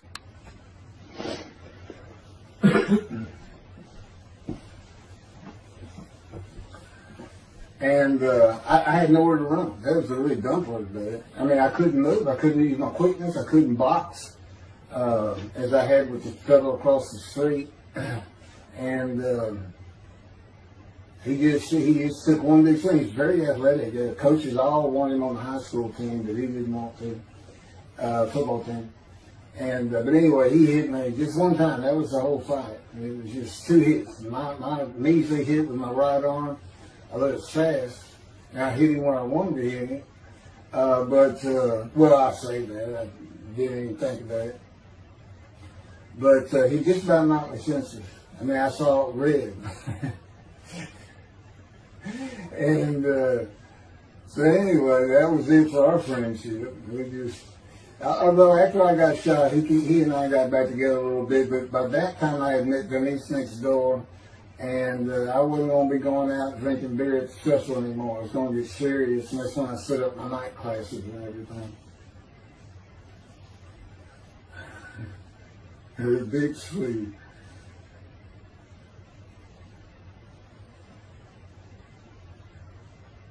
After the gunshot, I stopped seeing old friends, including Antonio and the Big Swede, and spent all my time with Denise from next door. I never wanted to be someone who succeeded in life. My dad always told me when he was angry with me that with my smart mouth, I was never going to be anything but a ditch digger or a lawyer. While he said lawyer in a derogatory way, he got me to thinking I'd like to be a trial lawyer. I had to get into college first, and the only school I wanted to go to was Texas A&M University. Anyone who had ever known me would tell you that I was not even close enough to being smart enough to go to any college, much less Texas A&M. I would tell you I had never applied myself to the task of learning. Texas A&M denied my application. I called them and pleaded and argued, and finally admissions said that if I came to the summer semester of 4 classes and maintained a B average with no fails, they'd let me in. I did it, barely. I almost failed calculus and got a B. Just a quick thing on Texas A&M, because it relates to World War II, which always makes me think of the Holocaust, and how many Aggies were involved in that. Texas A&M enrollment began on October 2nd, 1876, and admission was limited to white males, and all students were required to participate in the Corps Cadets and receive military training. Many Aggies served in the military during World War II, with the college producing 20,229 combat troops. Of those, 14,123 Aggies served as officers, more than any other school, and more than the combined total of the United States Naval Academy and the United States Military Academy. During the war, 29 A&M graduates reached the rank of general. Texas A&M is more than a great university. It's the home of the Aggie family with a long history of spirit and tradition. And I'll pass through all that. You can read. I got all this from Wikipedia.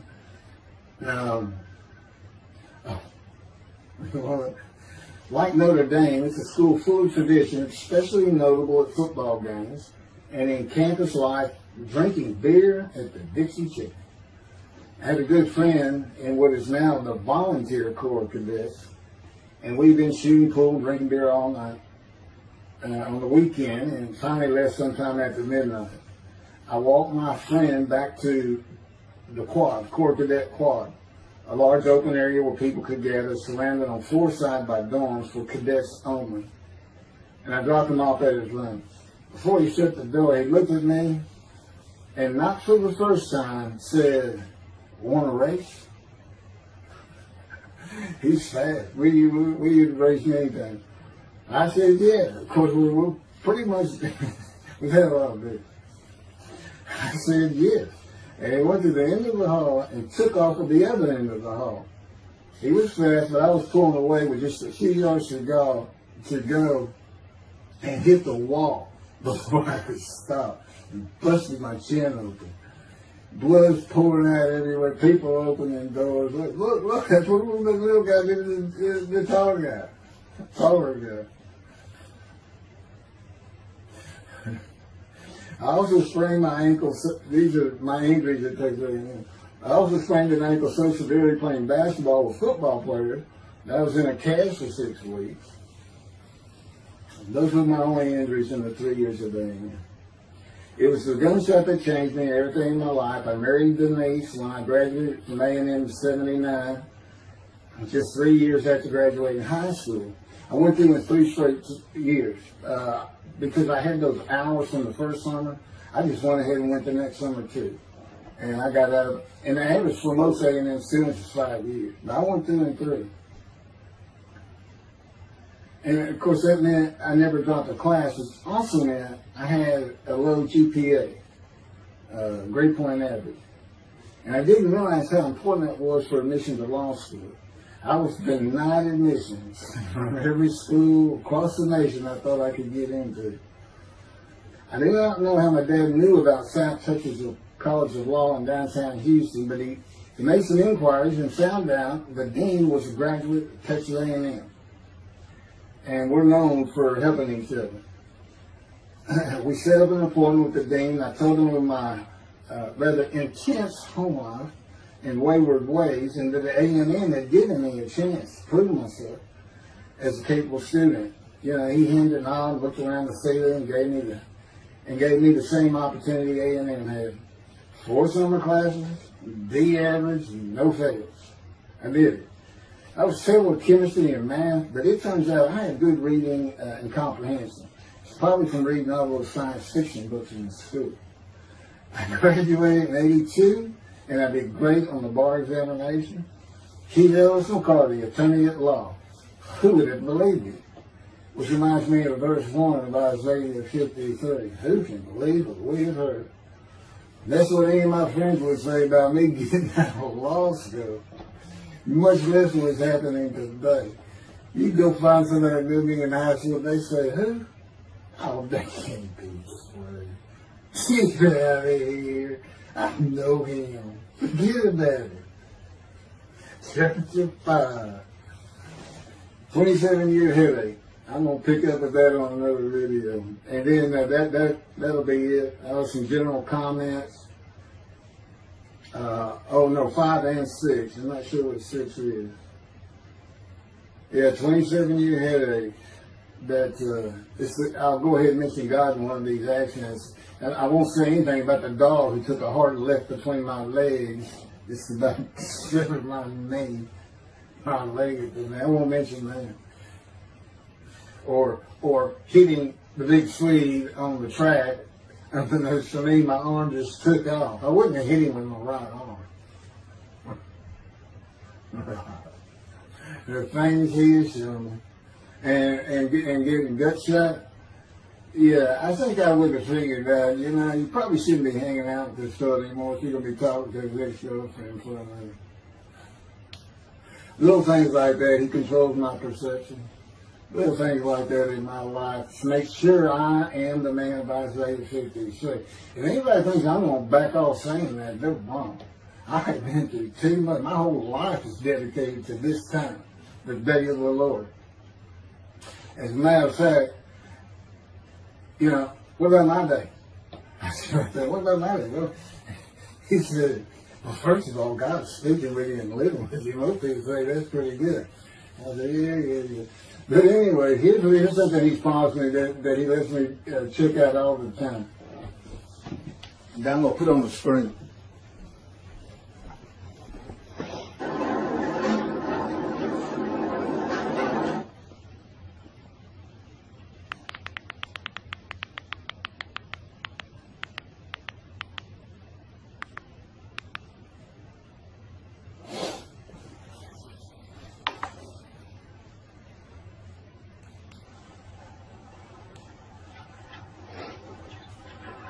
The radiant GP cycles, shorties, slip-ons, code startup.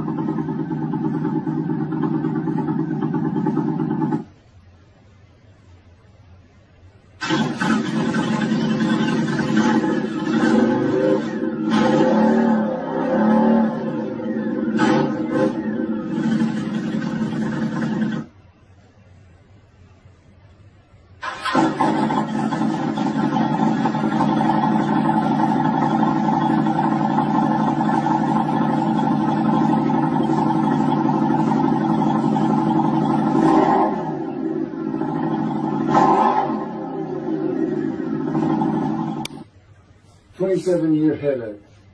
Chapter 5 of the life of God's righteous servant of Isaiah 53. The same year I graduated from law school in 1982, my son Justin was born. In 1985, my daughter Brooke was born. And in 1988, my youngest child and daughter, Laura, was born. I was making good money, though I expected a lot more, in my first job with a law firm that specialized in collections. I also tried my first civil case, which, while working there, which was a nerve-wracking event, first trial. The first day I entered the courtroom, the judge asked me if I was a law clerk. I had a very youthful appearance, though I was 28 years old, not 20, common age for a law clerk. My youthful appearance in junior high school and high school with my long, wavy blonde hair I usually kept in a ponytail had way too many people tell me I looked like a girl. It is interesting, though, at least to me, not one person in my entire life has ever said anything about my disfigured arm. I must have looked like a girl who would beat on you if you did. When I got mad, there was no hiding it. You could see it in my face and hear it in my words. When I was 28, Brooke was born. I tried my first civil case, and the bane of my existence on earth began. A never-ending headache that I generally thought to be associated with post-traumatic stress disorder. I had terrible nightmares from my youth, but now I seem to have begun grinding my teeth, causing the temporal mandibular joint, TMJ, to ache terribly during the day, and the whole side of my head, the muscular, I don't know what you call it, but underneath the skin of the skull was always real tight, a tightening of the muscles. It was difficult to even talk to people at some points. For 27 years I had that headache. I tried everything. Even surgery on the TMJ, and another surgery where the doctor severed my upper jaw and then trisected it from my skull and spaced it to fit my lower jaw. All to know that I could not stop the nightmares and the grinding of my teeth. Mouth guards helped my teeth, but the pressure was still there. I literally feared going to sleep. I didn't want to wake up the next day sometimes because I knew how bad the pain would be there again. It completely ended my dream of being a trial lawyer.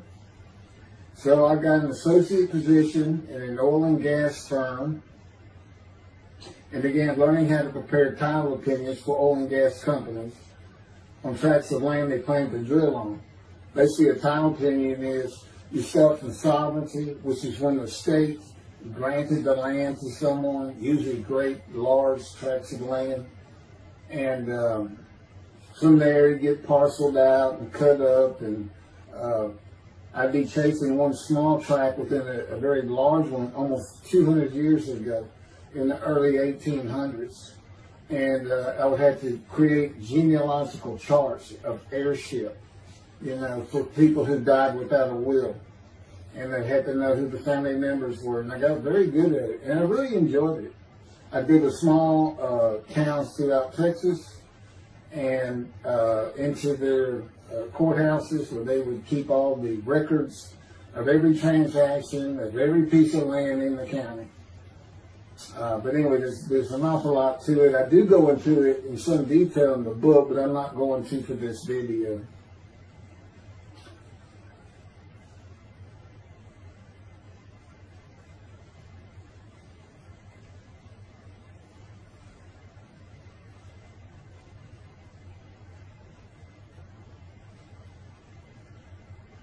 Eventually, I had my own firm.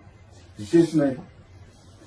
In my own office, and I was doing very well, though billing hours for title work is generally lower than other areas of the law, by the hour. But I had also been involved in multi-million-dollar sales of production between oil and gas companies, probated wills, prepared affidavits of heirship, worked with landmen to fix title defects, appellate work, including arguments before justices, plea bargaining in criminal cases for defendants, and anything else that came my way. Then it all stopped, and once again I was fighting for my life in 2001. This is chapter 6, skin, colon, and lung cancer. Oh, just God would have me tell you, he gave me those headaches. When he came to me, I stopped having nightmares. He provides my dreams for me now, and often as a learning experience. But the grinding of the teeth, everything stopped, and I thought it was just because I wasn't having nightmares, and took away any symptoms of PTSD, for which I was receiving money from an insurance company for disability, partial disability, and that went on for about 7 years. Then one day we're out walking, year 7 of 13, and I had that headache. It just came. And I just stopped. And I said, "You got to be kidding. You did not give me those headaches." He said, "Yes, I did. It's necessary. You are considered the suffering servant of Isaiah 53.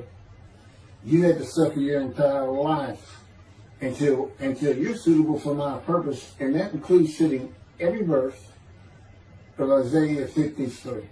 At that time, I had finally read it, 7 years into all this. It was about year 2, I think. But yeah, he did.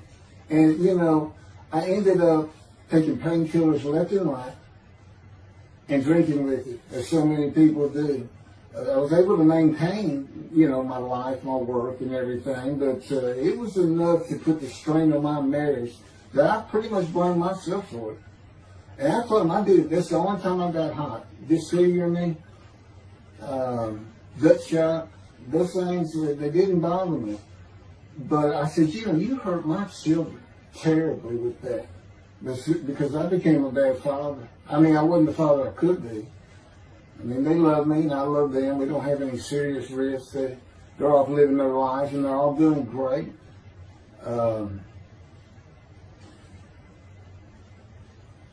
But if they consider themselves anything, they're Christians. And although I don't think any of them are overtly religious, or that they're in church every Sunday or anything like that, but when I started going to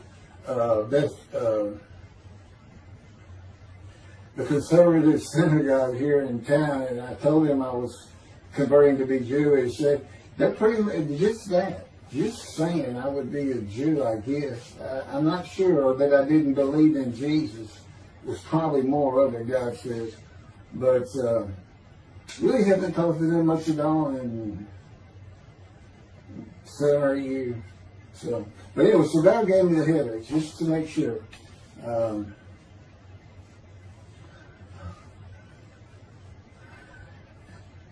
Anyway, I was married to Denise for 18 years, and we divorced in 1997 for irreconcilable differences.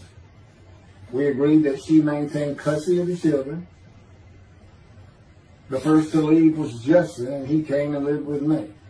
Then Brooke started getting in trouble, who is, as tough as she is beautiful. Her mom's very difficult to get along with. Justin was a lot like me at his age, and trouble followed him everywhere he went.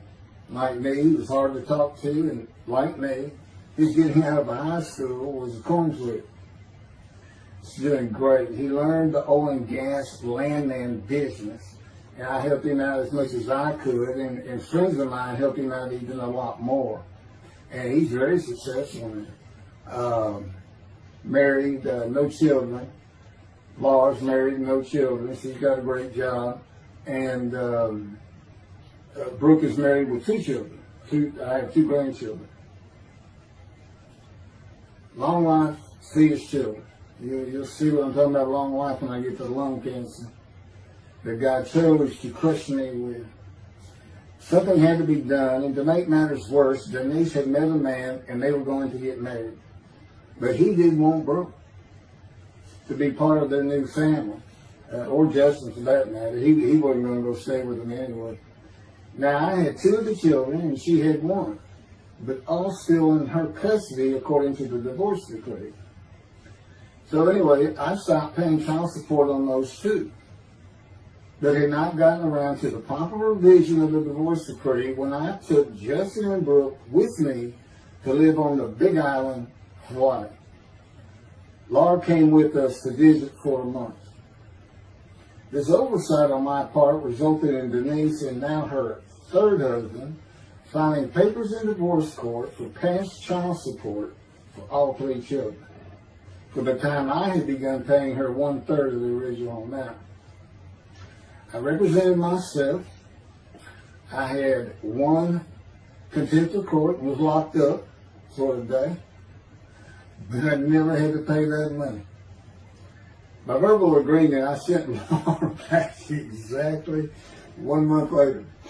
I could not leave her out, and I wanted her to see where her brother and sister would be living. They were all so close and protective of each other, and still are to this day. And she was so sad. One of the hardest and emotionally painful things I had ever done was put her on the plane back to Houston. I can't think of anything else. The backdrop to moving to Hawaii was my firm was in dire need of new work. But the oil and gas industry was down. It's always up and down. And my clients were not drilling. A landman I knew called and said his sister in Hawaii, a brilliant eye doctor, but not a good businesswoman, needed help resolving creditor issues stemming from her new offices and equipment purchases. I told him it was a good time for me, as things were slow, and who's going to turn down a free expense trip to the Big Island, Hawaii. So I went and took care of everything without charge, but of course everything was paid for. When I came back to live in Hawaii at the urging of the doctor that I had helped, who did not like the look of an abrasion on my chest, and it had been there for years, I was examined by a friend of hers, and it was cancer. I don't remember what the doctor called it. He removed it in surgery with a 6-inch diameter circular cut, and it was not malignant. I could practice in just about any area of the law, and all I had to do was pass the Hawaii bar exam, one of the toughest in the nation. While studying to the bar, my body, all at once, in a moment, told me something bad was wrong with me. I had been running, swimming, and riding my bike everywhere I went, letting Justin have the car, and had been feeling good and strong. In a moment's time, I was weak and sick while grocery shopping, and there was a pain in my belly and my abdomen. I did not know it, but a large tumor in my colon had burst through my colon, and I was bleeding internally. I did not go to a doctor, which I guess is my nature. That, and I did not have medical insurance. Anyone asking anyone for help unless things were at a critical stage, such as a bullet wound, was something I couldn't do. There's all kinds of personality disorders. I thought surely it would pass, and decided to just give it time and bear up to the abdominal and belly pain. I continued studying and took the Hawaii bar on Oahu and Honolulu in the summer of 2001. I had lived in pain for so many years from my headache, and passing the bar was so important, I just kept going day by day. Pain was getting worse, and but I kept exercising. It's the only time I didn't focus on the pain. I had always been a fast healer, and I thought in any day it would just go away. I finally could no longer take it. Brooke, it turns out, was in Houston visiting with her mom, and I left Justin at our little, we called it the little green shack. There wasn't much to it. We weren't there very often, really, except to sleep. And went to Houston to find a doctor for diagnosis, staying at my parents' townhome, which is where I'm at now. I had allowed my major medical insurance to lapse using premiums for child support when things had gotten lean. I just needed someone to tell me what was wrong. I would find a way to take care of whatever the diagnosis was. Early September, I was close to dying, lying on the floor of a dingy apartment of a friend who traveled for work. I could no longer get up to even try and get medical help. And I had not told anyone how bad it had become. Then the planes hit New York. Seeing how grief-stricken so many relatives were on the news, I began to think for the first time how awful my children would feel when they found out how and where I died all alone. So I asked my father, again, it's hard for me to ask people for things, for the money to pay for a colon examination that had been suggested by a doctor at one of those clinics you find in a strip mall, the only places I could afford. The doctor who performed the colonoscopy finally found what was making me so ill and unable to eat. A malignant tumor 6 to 8 inches long that had burst through my colon and I was bleeding internally. You know, I come out of anesthesia, partial anesthesia, and he's holding his picture, and it's this great big purple blob, and he said, I couldn't get the scope past this. It's not a good way to wake up. To say it crushed me in my life is an understatement. The pain, the weight loss, inability to eat, all I could do was drink calorie drinks. Began about 4 months before the colon examination. That was 4 months of sheer pain. But as it turns out, I did pass the Hawaii bar exam. It was now early October 2001. The doctor told me, look, you don't have insurance. Go to Bentop Hospital. That's the hospital I went to when I got gut shot. Gunshot. I prefer gut shot. It sounds good. Good, man. And he gave me the picture from the procedure showing what he could not get the scope past. He's shaking his head and saying, you should have come in this early. So I went to Bentop thinking I was here in 75 on October 5, dying, but I did survive. And here I am again on the first week of October 2001. I showed the pictures to the admitting nurse. Instead of them sending me to the waiting room, she just looked at me and she said, Mike, this is a public hospital. I mean, you can wait all day long to have a cold check. She looked at me and said, why did you wait so long?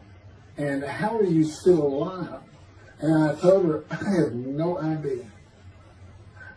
She did not send me to the waiting room. They had an orderly take me immediately to a room. There they hooked me up to a morphine machine where I could hit a button at a time interval I can no longer remember and receive a small dose. I do know I never missed one. I was very depressed. My parents who waited in that line for admittance with me looked so sad and depressed. It was not one of my better days, though I finally had some pain relief. Day after day, I lay there waiting for the next test they would run. It was during this time I received notification that Denise had filed papers in the divorce court to recover monies for the time I was taking care of 2 of the children. It's also when I received notification from Hawaii that I had passed the bar exam. So, Bentop Hospital, what a lifesaver. I mean, young surgeons in like Baylor University, medical schools, it's a prime position to get your hands on if you're going to be a surgeon.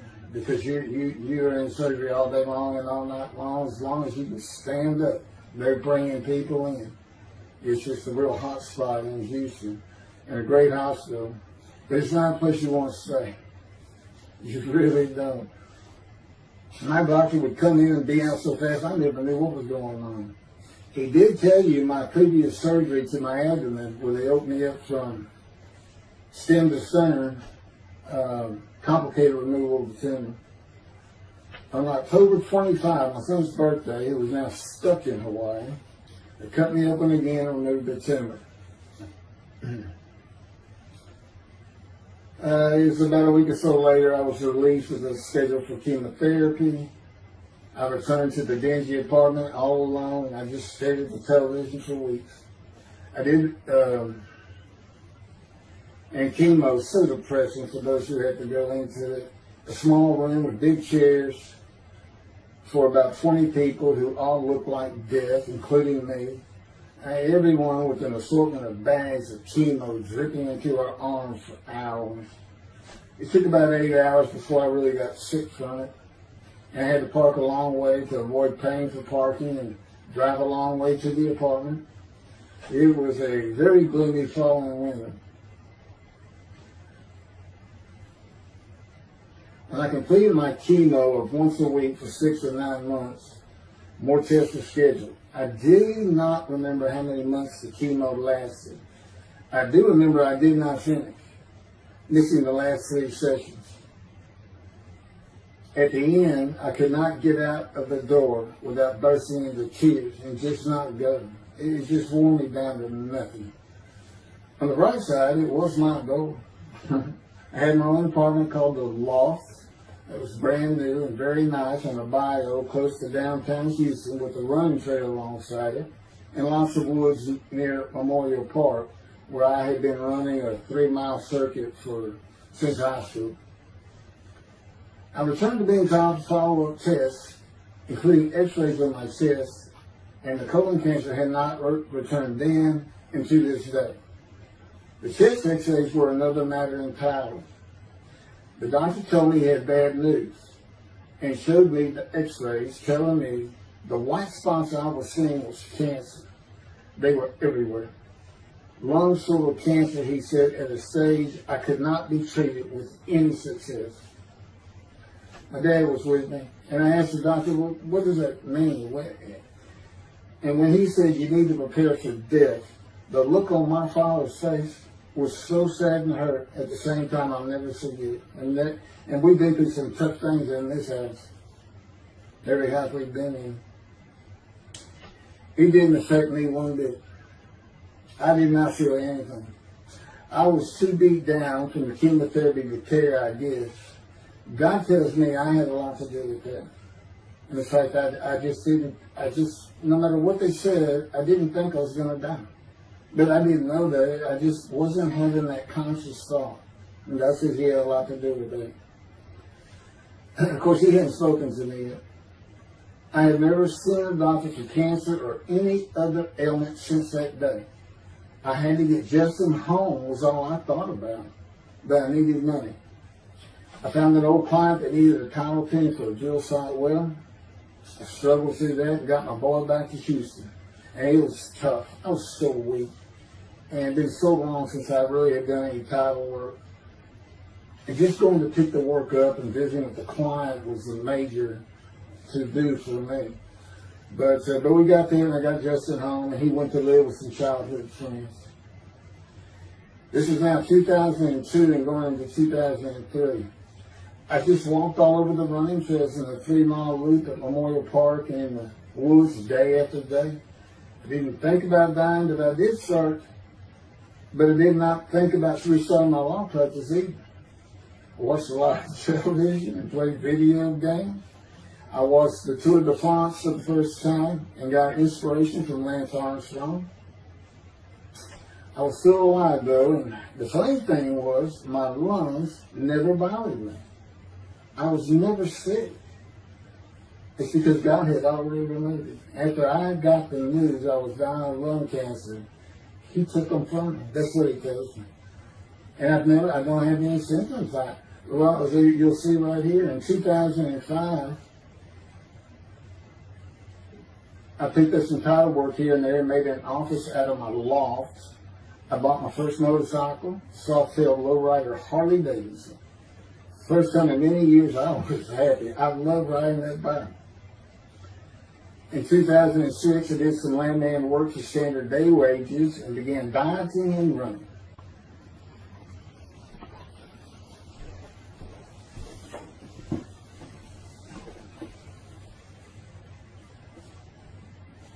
once again, my camera only goes for 29 minutes and 59 seconds, and I'm going to back up just a little bit. In 2006, I did some land work for standard day wages and began dieting and running. I had never been a swimmer in terms of training for it. I love the water and swimming, but I never trained with laps at different paces and various distances. Mostly because I was so slow, because of my right arm. I was reaching an age, though, where endurance in my running was more important than speed. And so endurance swimming was too. In Hawaii, I had seen the athletes come to Kailua Kona, where we live and where the Ironman triathlon begins and ends. Matter of fact, my little green shack was just right on the route where they start. That was a fun week. It was amazing watching the athletes train and prepare for the race. I would think to myself, a human being, the human body cannot do what they are doing. Yet they were and they did. It's just amazing. I decided to learn how to swim more efficiently and how to train for distance and endurance. Get a regular and triathlon bikes and innocent triathlons. I'm still alive and finally a direction and purpose in my life. Training every day for long periods of time. It really helped with my headache and I slept better. In 2007, I signed up for the March 30, 2008 Lone Star Half Iron Triathlon in Galveston, Texas, and the October 5, 2008 Longhorn Ironman 70.3 in Austin, Texas.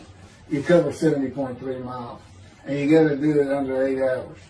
And I did real well on the first one. As far as my time, it's 7 hours and a little bit, but I barely made it without disqualification in the one in Austin. And it was primarily because of the hills. It's this very hilly area in central Texas like this. But I did make it, and swore I'd never do another one. But I did it after the first one too. It's tough. My insurance is still paying for my inability to work, primarily based on the headaches and a diagnosis of PTSD. So I was not working, and I got real serious and trained to swim to 1.2 miles in the ocean, and that would be in Galveston and in a lake in Austin, 56 miles on the bike, and a half marathon, 13.1 mile run. That's what I was able to do with a diagnosis in 2001 of lung cancer that could not even be treated, stage 4. And that's just about impossible. It would take a miracle of God for that to happen, because generally you're going to die within 1 year. They say if you get lucky with good medical treatment, you might make 5 years. But 1 year is the standard, if you can make it that long. That's my proof that I offered myself to guilt for God. Because you can't, it's not something provable. All you can do is see the result of that offer. And again, guilt and emotion. I got way too many videos and everything to get too detailed on it. But that is the proof. You know, I got the colon cancer 20 years ago when the planes hit New York. And it was that was 2009, right. Too many things go through my mind when I start thinking that those cancer years. But God, He removed it. He had something for me to do, but that's verse 10. God chose to crush him with the disease. And as I've mentioned, the reason He chose that is to show that I was blemished, defective, could not possibly be an offer for sacrifice, because He knew what the Gentiles were going to do. They were going to put an unblemished lamb in there and call the Jewish people's Bible their own, and use the laws of Leviticus, not unlike Mr. Toby the Singer and his 6 million blemished ram sacrifice by Hitler, the righteous servant of God. How that seems to read. He's welcome to respond any way he wants to do that. But it's on the video, it's in the book, it's in quotes by him from his midrash, from his site. And he said, share this with everybody. Everybody can take it. Just share how great my knowledge is. Well, it's lacking in some areas. There's no question he's an intelligent man. But his reasoning capabilities, in my opinion, at least as to Isaiah 53, are severely wanting. I am that man. And God's going to give the Christians hell with it and with me. Just like I just heard this for the first time on the video. When all of a sudden he had me say that Jesus announced he wasn't the man of Isaiah 53 on the cross. When he said, Father, Father, Father, why are you forsaking me? Because he was about to die. And Isaiah 53, who he thought he was, and he's not, who he doesn't fit the verses, but he thought he was supposed to be exposed to death, but give him long life. So boldly he goes into the Roman Jerusalem and gets himself taken up. He's not worthy. Delusional, yeah, maybe, but as far as I'm concerned, he's nothing but a story. He never existed. And the story starts with the Essenes of the Red Sea Scrolls and the teacher of righteousness. Real quick, I'll go over that. Here's the thing. Their founder is called the teacher of righteousness. Okay? They were great followers of Isaiah. They had the great scroll of Isaiah. They're prolific writers and copyists. They had their own gate at Jerusalem. The Essenes gate. Now, the New Testament never mentions them. You got Pharisees, Sadducees, Essenes, but they never mention an Essene. And Jesus, quite frankly, would have been one of them. Because they embody who he is. They didn't like riches, hated sinning. They didn't like material things. They removed themselves from Jerusalem, in the most part, to those caves by the Dead Sea for that very reason. But they did have a gate. They still had people who would be there, and you know what they would do at the gates? Tell stories. That's what you do. You tell stories, and it is a great story. Here's this guy who's connected with God. Back then they believed men were gods. Caesar was a god. Over in Egypt you had the same thing going on. It's a common thought that men could be gods. And this story just springs up. And they didn't even question. They'd have gone and questioned it. I mean, they're sitting right front and center in Jerusalem. You think they didn't hear? This man walking on water, raising the dead, feeding 5,000 with 2 fish and 5 loaves, turning water to wine. That alone, Rome would have said, Caesar would have said, he does what? He turns water to wine. Bring him to me. Don't touch a hair on his head. You don't kill the man and turn water to wine. You send him out with your armies. Make your men happy. It's there's so many ridiculous aspects to it. Most particularly, God performed a human sacrifice for the sinning Gentiles. He's left the sinning Jews for the sinning Gentiles. But he gives them an out, these Gentiles, not his children. He gives them an out. I know, I'm going to kill my son for you. So that you'll be forgiven of violating my commandments and laws. If anybody knows God, and the Jews do, and I know him like nobody's business, that's not him. That's not him. I mean, he told the Jews, I'm never going to leave you, but I will punish you. Now that's him. That's him. And he'll put you through hell just to make you a better person, a better people. And he has no plans of changing that. He's not going to change the minds and the thinking of billions of people to make them love the Jew. He's just not going to do it. And the practicality is he didn't create man for him to even be able to do that. Now, he could have created humanity where he could do that. He could change the mind of everybody at the same time. But I'll tell you on this, he's been working on my mind for 13 years. It is one brutal compromise. It's a very one-on-one affair. Now, he says, now, I could just kill everybody. I mean, that's easy enough. That's easy. I could just kill everyone, but He said, that's not, it's all about this. You got to know how to read the Bible. It's written for antiquity first, and the Dark Ages, and then the Age of Enlightenment. I mean, basically he's saying you've got to go back over it. You've got to check these guys. You've got to check Rambam and his speech. God's going to make the world speak Hebrew.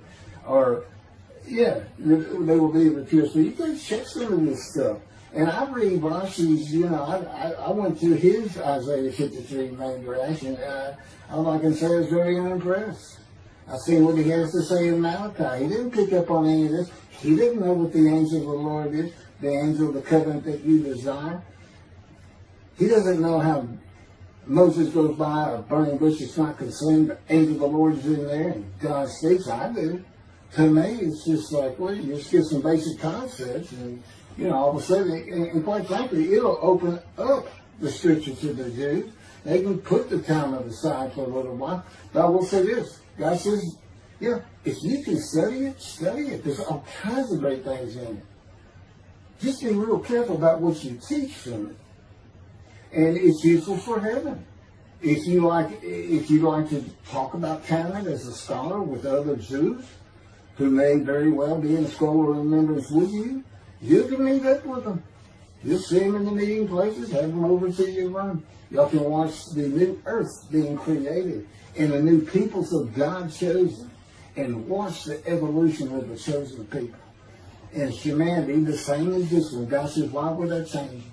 Why would I change it? When I did it, it was perfect. And you can tell Mr. Singer that the evolution that he's talking about, where all of a sudden the world's going to love the Jews, been going on for over 3,000 years. And today, anti-Semitism is up, and David is here.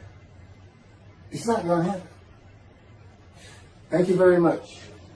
I will be doing, was that 5 and 6? Yeah, that was 5 and 6. Now the book picks up at chapter 7. It's on a video when God first speaks to me. And it's very interesting. And we'll still be putting some videos out. But I've pretty much covered all the major material. Everything from Isaiah 53, the day of the word, Lord. There's a few more things. And it's a better read than it is a video watch. But, for those who like to read. But it's covered very well in these videos. And now that I put in the personal part in, which is to show how I said Isaiah 53, and you see the difference in my life. Now that's a life of suffering. That's a life of pain. That's a life of familiar with disease. They said, gee, when he died on the cross, he was scourged. He was scourged, and this and that. Do you know how much he suffered in his life? I mean, he's not even in the conversation as a man of suffering. He's not in the conversation. Thousands and thousands and thousands of people died horrific deaths back then, and by crucifixion. That's the only one. This is descriptive of a man and his life, so you can find him, identify him. And what did he do? He never suffered. He was never sick, ever, until the last day of his life. 30 years old, he's got one day, but under his belt is pain and suffering. To me, that's not, you're not even in the conversation. I mean, that's nothing. That's not even suffering. That's just, you had a bad death, sorry. You got whipped first. You got whipped. One gospel says that the scourging was an open-handed slap to the face. Now, the other three do say scourge. But then every movie you see, he's carrying that cross. He's all whooped up and bleeding, this and that. He carries the cross in one gospel only. In the other three, it's carried for him. And then he's on the cross, and what does he do? Father, Father, why have you forsaken me? And then the gospel says, one of them, and then he gave up the ghost. He gave up and died. I laid in the back of the ambulance for 8 hours, doing everything I could in my power to stay alive. Just gave up the ghost. There's another video where we make that a little bit more humorous. Anyway, thank you for listening, and I guess that's it. Thank you.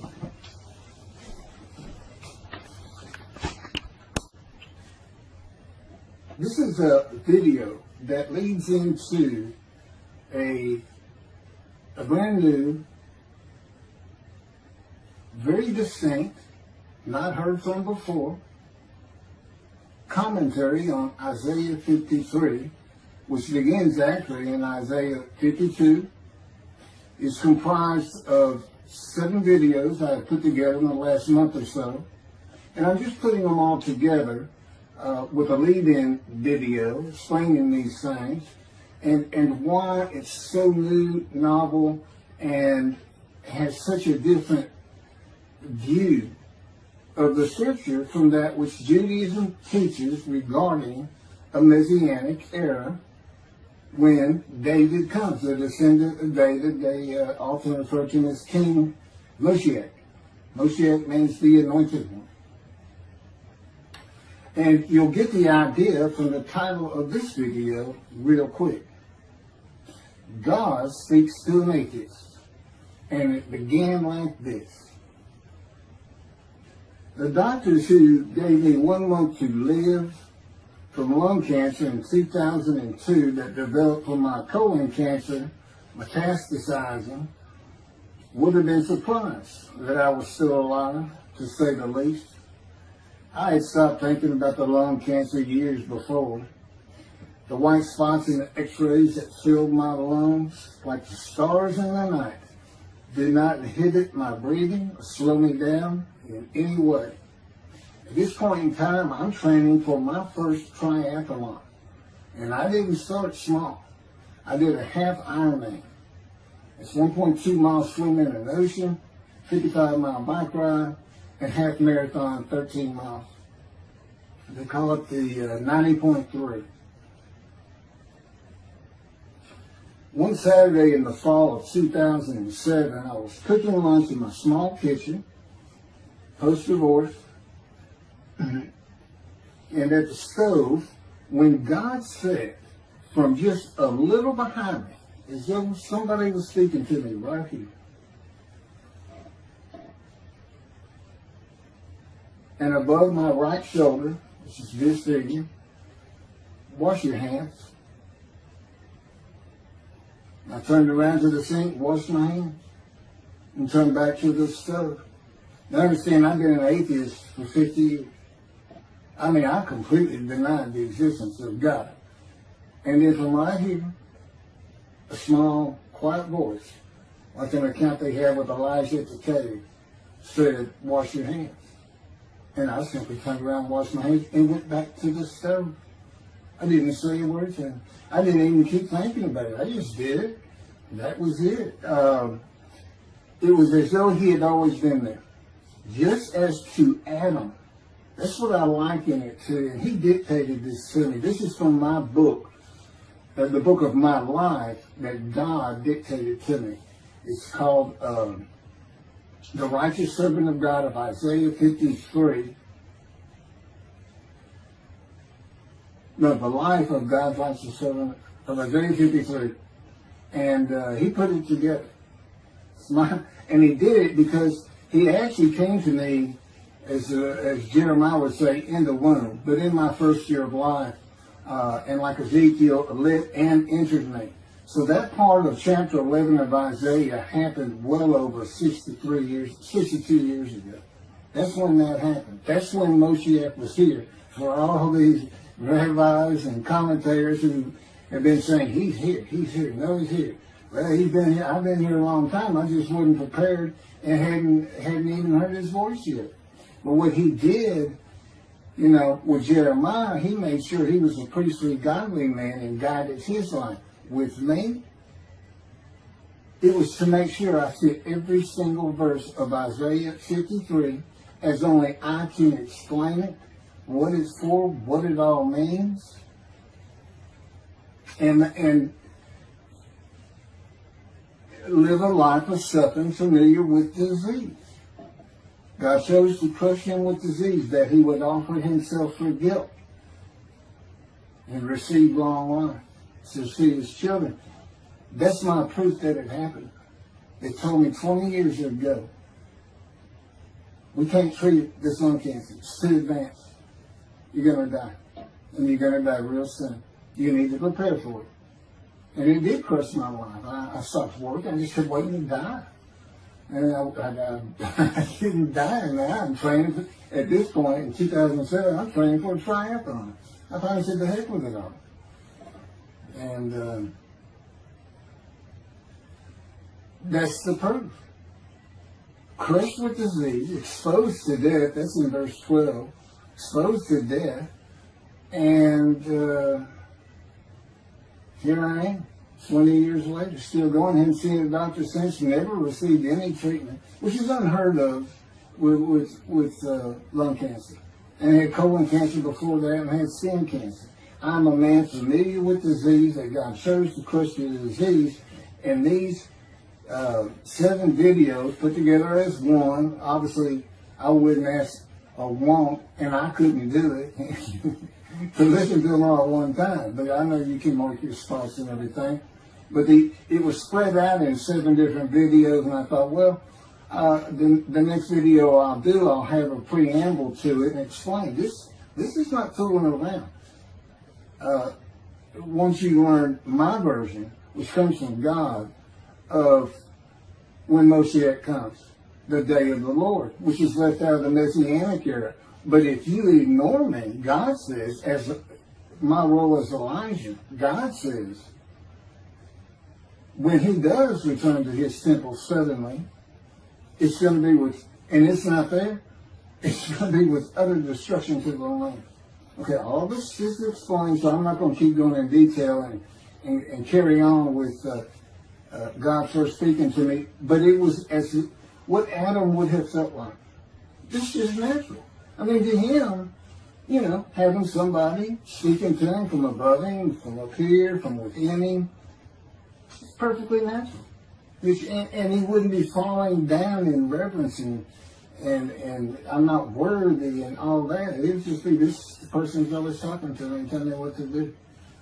The fact that he doesn't see him wouldn't probably enter into his mind. This, you know, this is the natural order of the world for Adam and me, particularly today, 13 years later.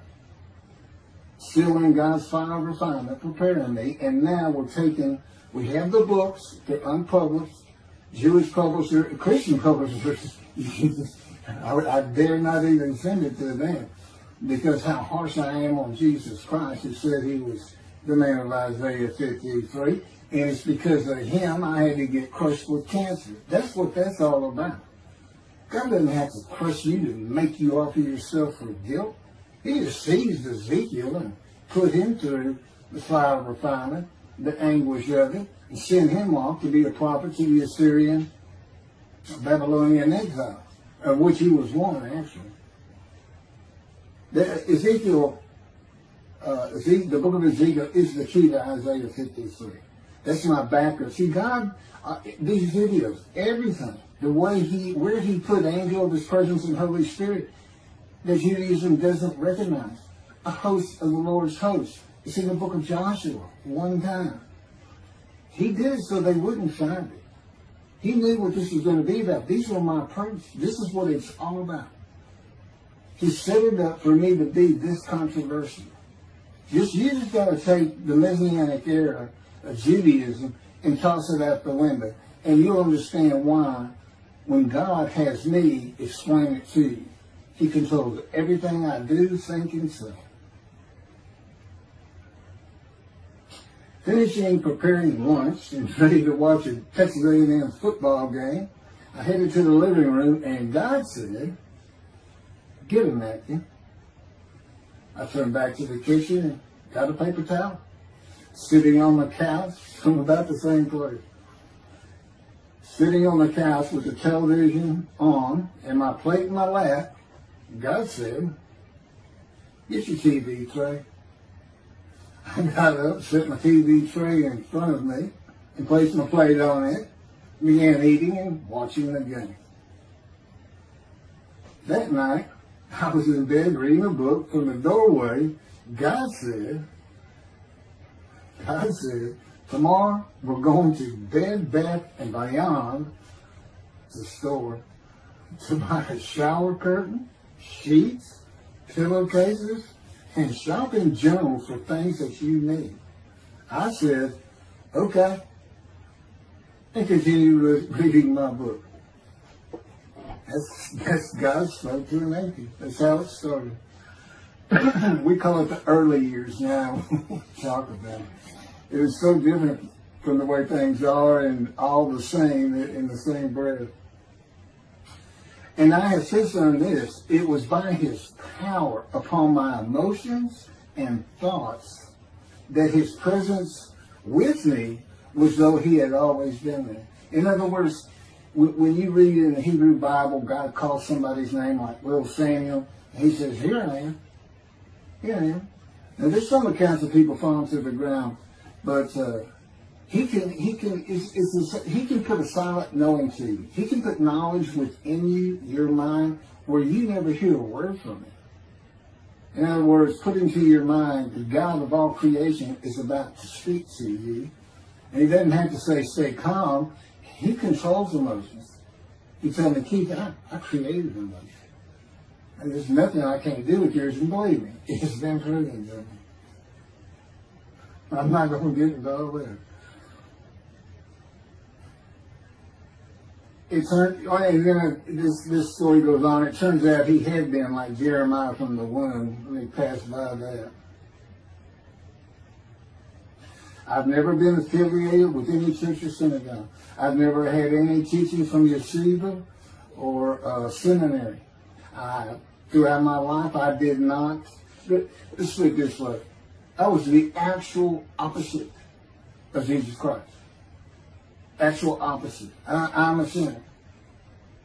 You know, I mean, he took me back. He said, look. Yeah, because I said, well, I wasn't that bad of a sinner. I was. He said, spill it. He'll go off in vision like the story of Scrooge and the Ghost of Christmas Past. I said, I'm so getting smart with him. This is us talking friend to friend. I can talk to him like he's just a buddy sometimes. There is a line I know not to cross. I said, why would you call that a sin? Why is that a sin? He said, Keith, it's a sin. You lied. I said, you did, but if I didn't lie, I was going to jail. He said, but that don't make it good. I said, well, which comes first? Going to saving yourself? Or lying? And so what? I didn't believe in you anyway. I wasn't worried about going to hell either. It's just, I didn't think about those things. He tells me, man, I didn't let you. That's why I was with you from the get-go. He wanted me to be fresh. No preordained, settled in thoughts and beliefs on anything. And of course, I grew up in Texas for the most part, so it would have been Christianity. I didn't associate with anybody who was religious. I didn't even know what the term Jesus meant. I didn't even know that Jesus died for my sins, supposedly, in their theology. And I didn't know that there was a problem between Judaism and Christianity. Jews and Christians. I didn't know that. I had plenty of Jewish friends. You know, I was in the late 60s, 70s, my formative, going into my teen years, and, you know, we treated everybody as an equal. I never thought about it. Including African Americans, who in my day, we just said blacks. I guess that doesn't go anymore. But they're great friends of all kinds. My best friend, I didn't even know he was Jewish until I saw him on Facebook 40 years later. But anyway, let me jump ahead.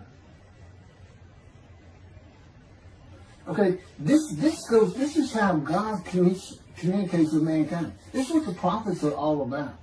It's not just Ezekiel, a spirit lit and entered into me. At that moment, God was speaking.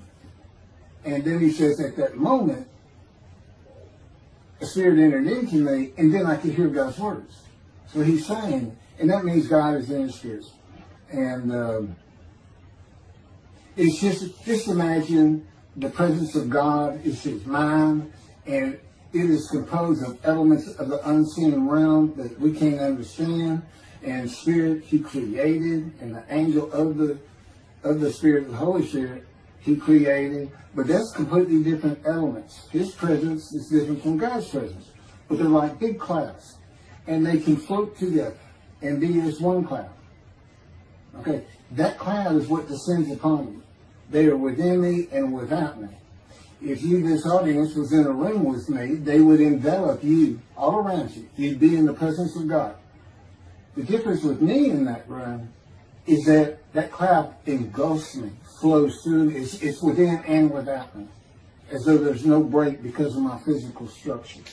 My little spirit is a little cloud that also drifted in.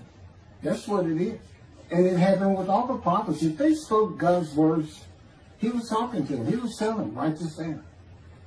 Write this down. All these 20 books or so, the books of the prophets. Ezekiel, write this down. Let's set this up. Jeremiah, write this down.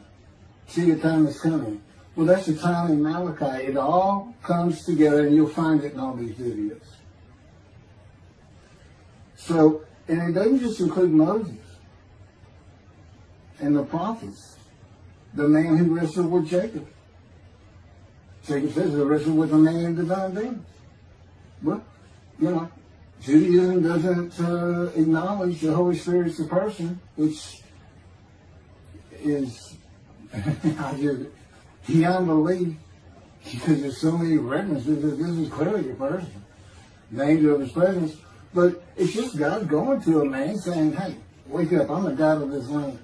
See this man over here sleeping? His name's Jacob. He's got his head on a rock. Go jump on him and start wrestling. Don't worry about it. I'm gonna orchestrate the whole thing. You'll be fine.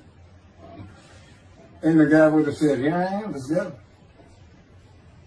That's how he does. And Judaism says the man in divine beings is an angel. No, you know. That'd be like saying, I'm an angel.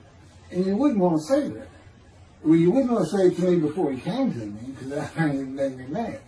I had a hell of a temper, just like Moses did, and like Ezekiel did.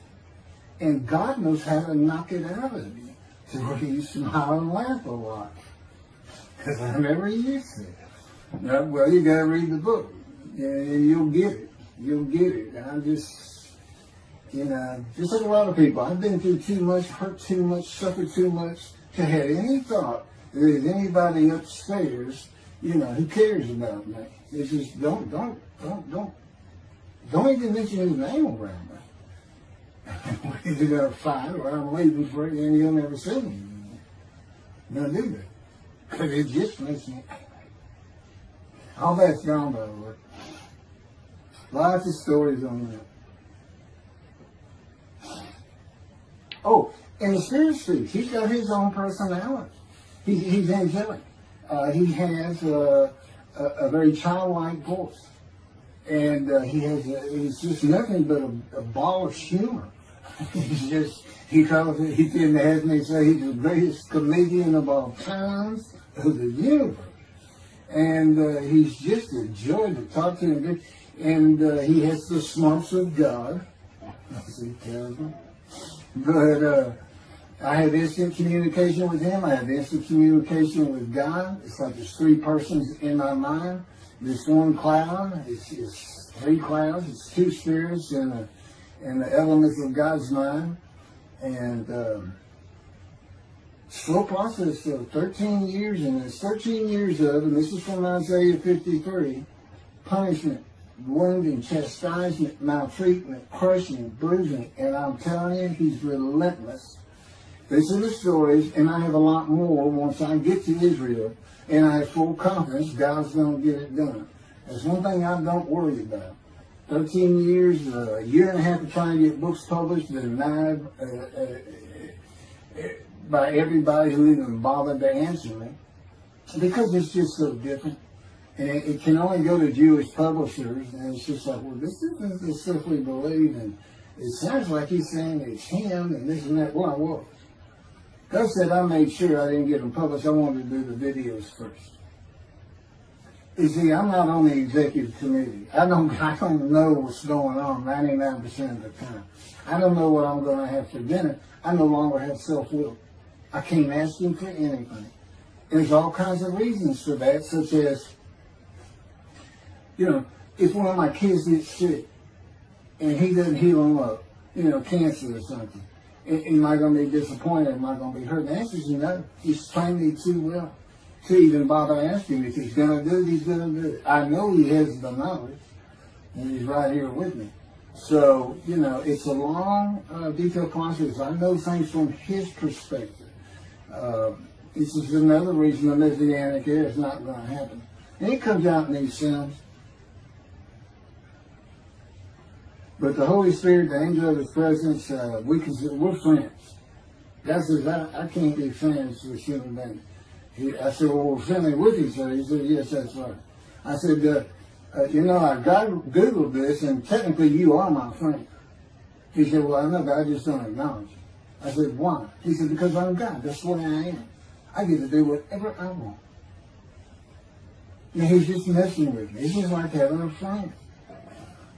Of course, it's a true statement. He can do whatever he wants. But he's pretty stately and regal. But, again, we live together. I've lived with him for 13 years now. And it's never going to end until I die. I wouldn't even know what to do. He said, if I left you, you're going to fall down dead. You're not supposed to be alive. I keep you alive. So I took that cancer from you, but I just put it back in if you do something that makes me want to leave. I said, well, what am I going to do? No self-will. To an extent, no self-thought. And I told him, I'm not even a human being anymore. He said, well, what are you? I said, I don't know. I'm a man and divine being, but I'm not human. I don't have self-will. That's what distinguishes you as a human being from an animal. He said, but I'm being the human for you. I'm providing your self-will. So you do, in a way, have it. So you're still a human being. I said, well, I'm dead. He said, why are you dead? I said, because it's like my brain's not connected to my spirit anymore. It's like you're sending all the information in. And that's about heaven. I haven't lived the existence in heaven as to my thoughts, because in heaven you won't have a mind. The heaven for the Jewish people only, I might add. You won't have a mind. God's got to provide it for you. He's got to be you for you as a completely new and different creature. Still you. It's a very amazing story on how that does. And I'm taught all these things and literally experiencing, not only in the real, but in visions. I've had more visions than, you count every single vision in the Hebrew Bible and the New Testament. I've had easily double that. And I'm a walking visual. God's communication, and this actually shows up in the story of Moses. He won't let me tell right now. But he puts images in your mind. Instead of saying a sentence, you get something in your mind, a picture. Anyway, I call it visuals. And you can be wide awake for those. And I can be in vision wide awake. Okay, so we finished our shopping. You get shower curtains and everything. And God said, let's go to the bookstore and get you a Tanakh. To which I replied, well, what's a Tanakh? I didn't Hebrew Bible, okay. Well, I know the Holy Bible, the New Testament and Old Testament. And on we go. My son to learn for the first time. At Barnes & Noble's, we looked at all the Hebrew Bibles and purchased the Jewish Publication Society's Tanakh, the Holy Scriptures, which is a translation that began in 1956 and was published in 85. And then he spent 30 years on the Leningrad Codex, the oldest Hebrew Bible in existence. They started from scratch. I hear these rabbis and people saying, well, I know what these translations are. This and that, and this, and God says, just go with the JP is. They hit it right just about every single time. I've only found one thing that I don't understand how they miss it. But it's in 53.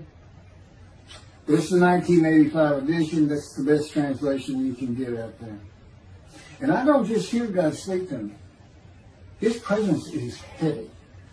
And I'm also, it says he pinned Ezekiel's arms behind his back with his cords of power.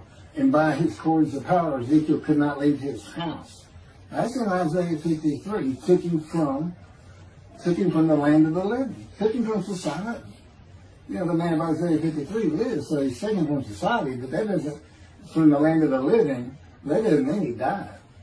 And there's no crucifixion in 53. So you start to see how Ezekiel is so important in this. And that's where you find out about the covenants of friendship that come with God in the day of the Lord when Moshiach comes. Again, you don't hear anything about it in this Messianic era. I'll tell you this. I think the Jewish people are going to like this better.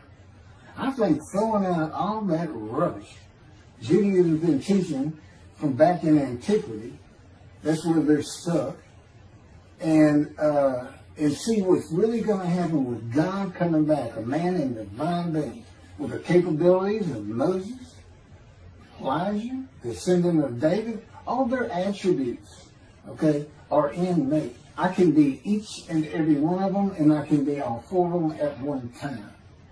And God can speak to me. So, it's going to be fun, and he wants a simple rebuilt. That's the purpose of Isaiah 53. It says, a purpose which might prosper of God. But it doesn't tell us what the purpose is.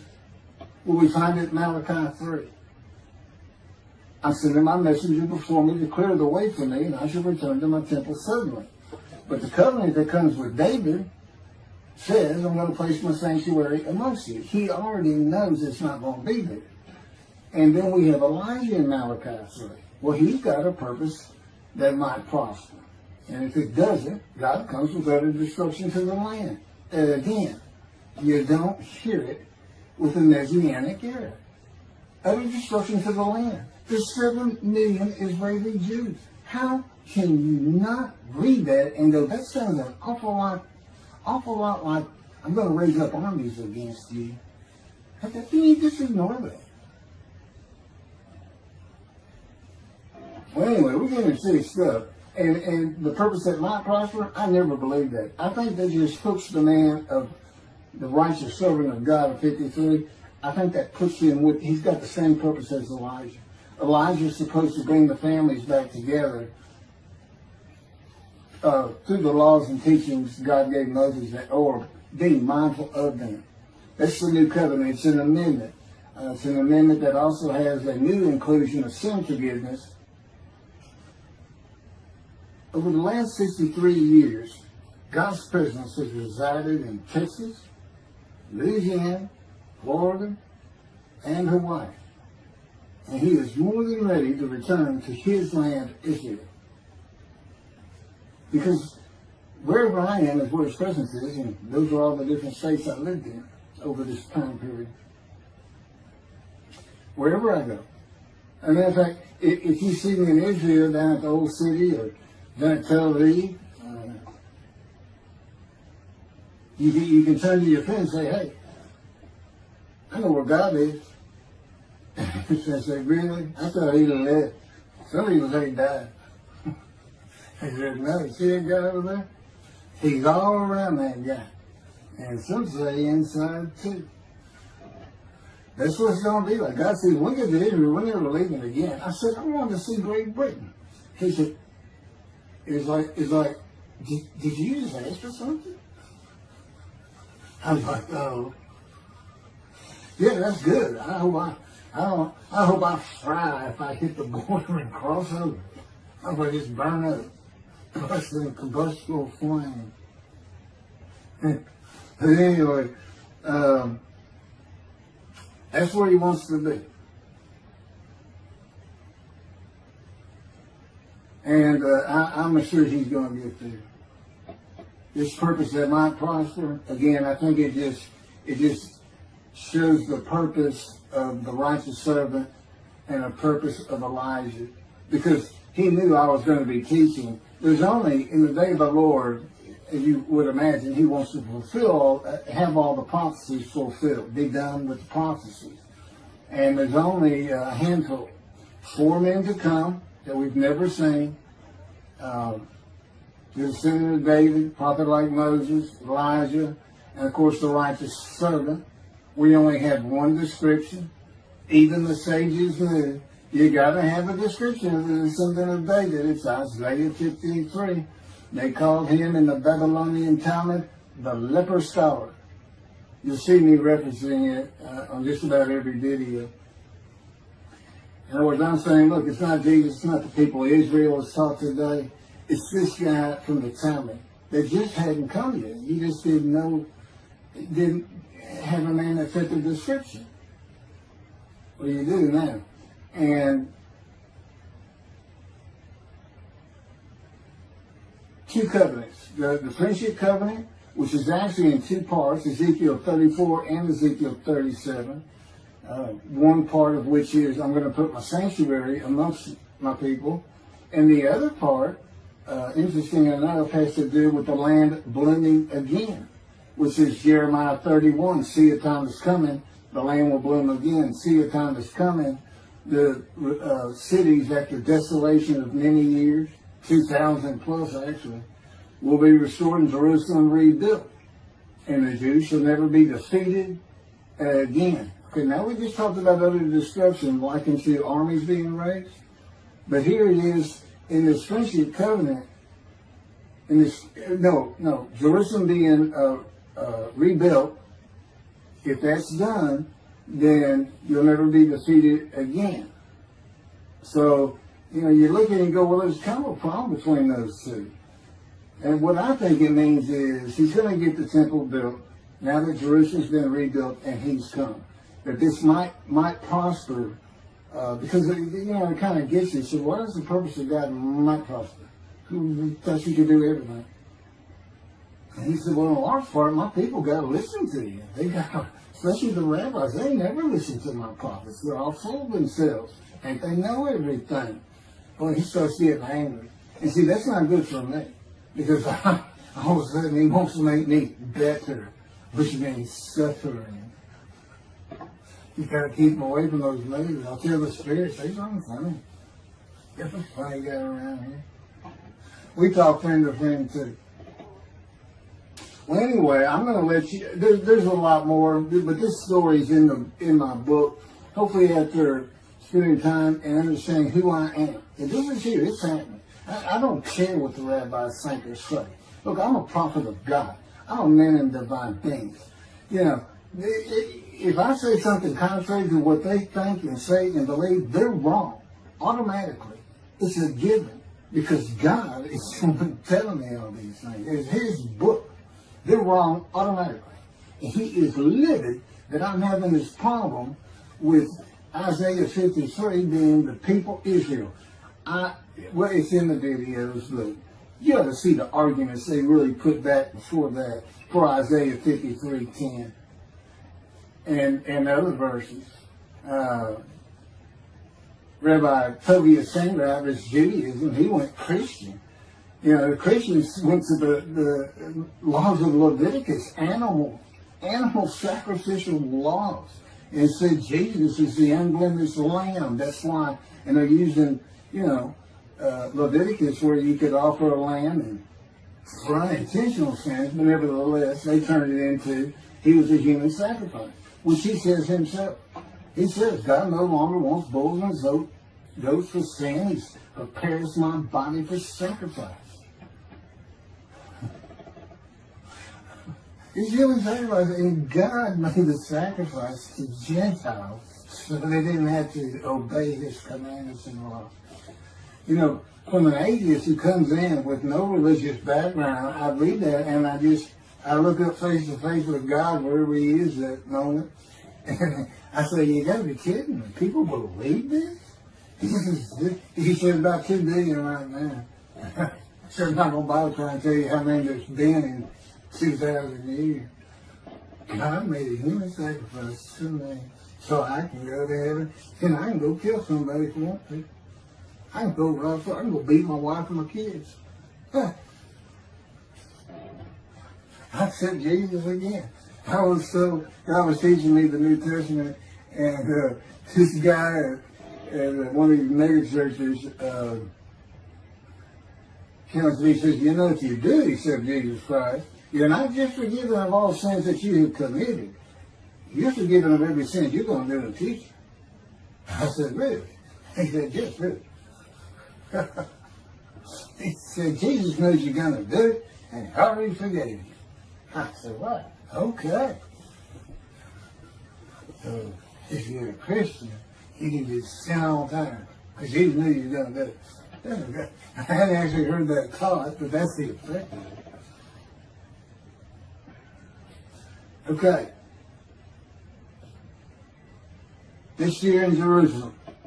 Enjoy the books. Don't try to listen the video. Don't try to watch them all at one time. But what I did is I put them together for you in the order they should be. And I just thought it'd be easier. And we're kind of coming to the end of our videotaping for a little while, it seems like. Again, I'm not on the executive committee with God and His Spirit. I never really know what we're going to do next. And the books are at keithmccarty.wordpress.com. You can find that on my YouTube channel.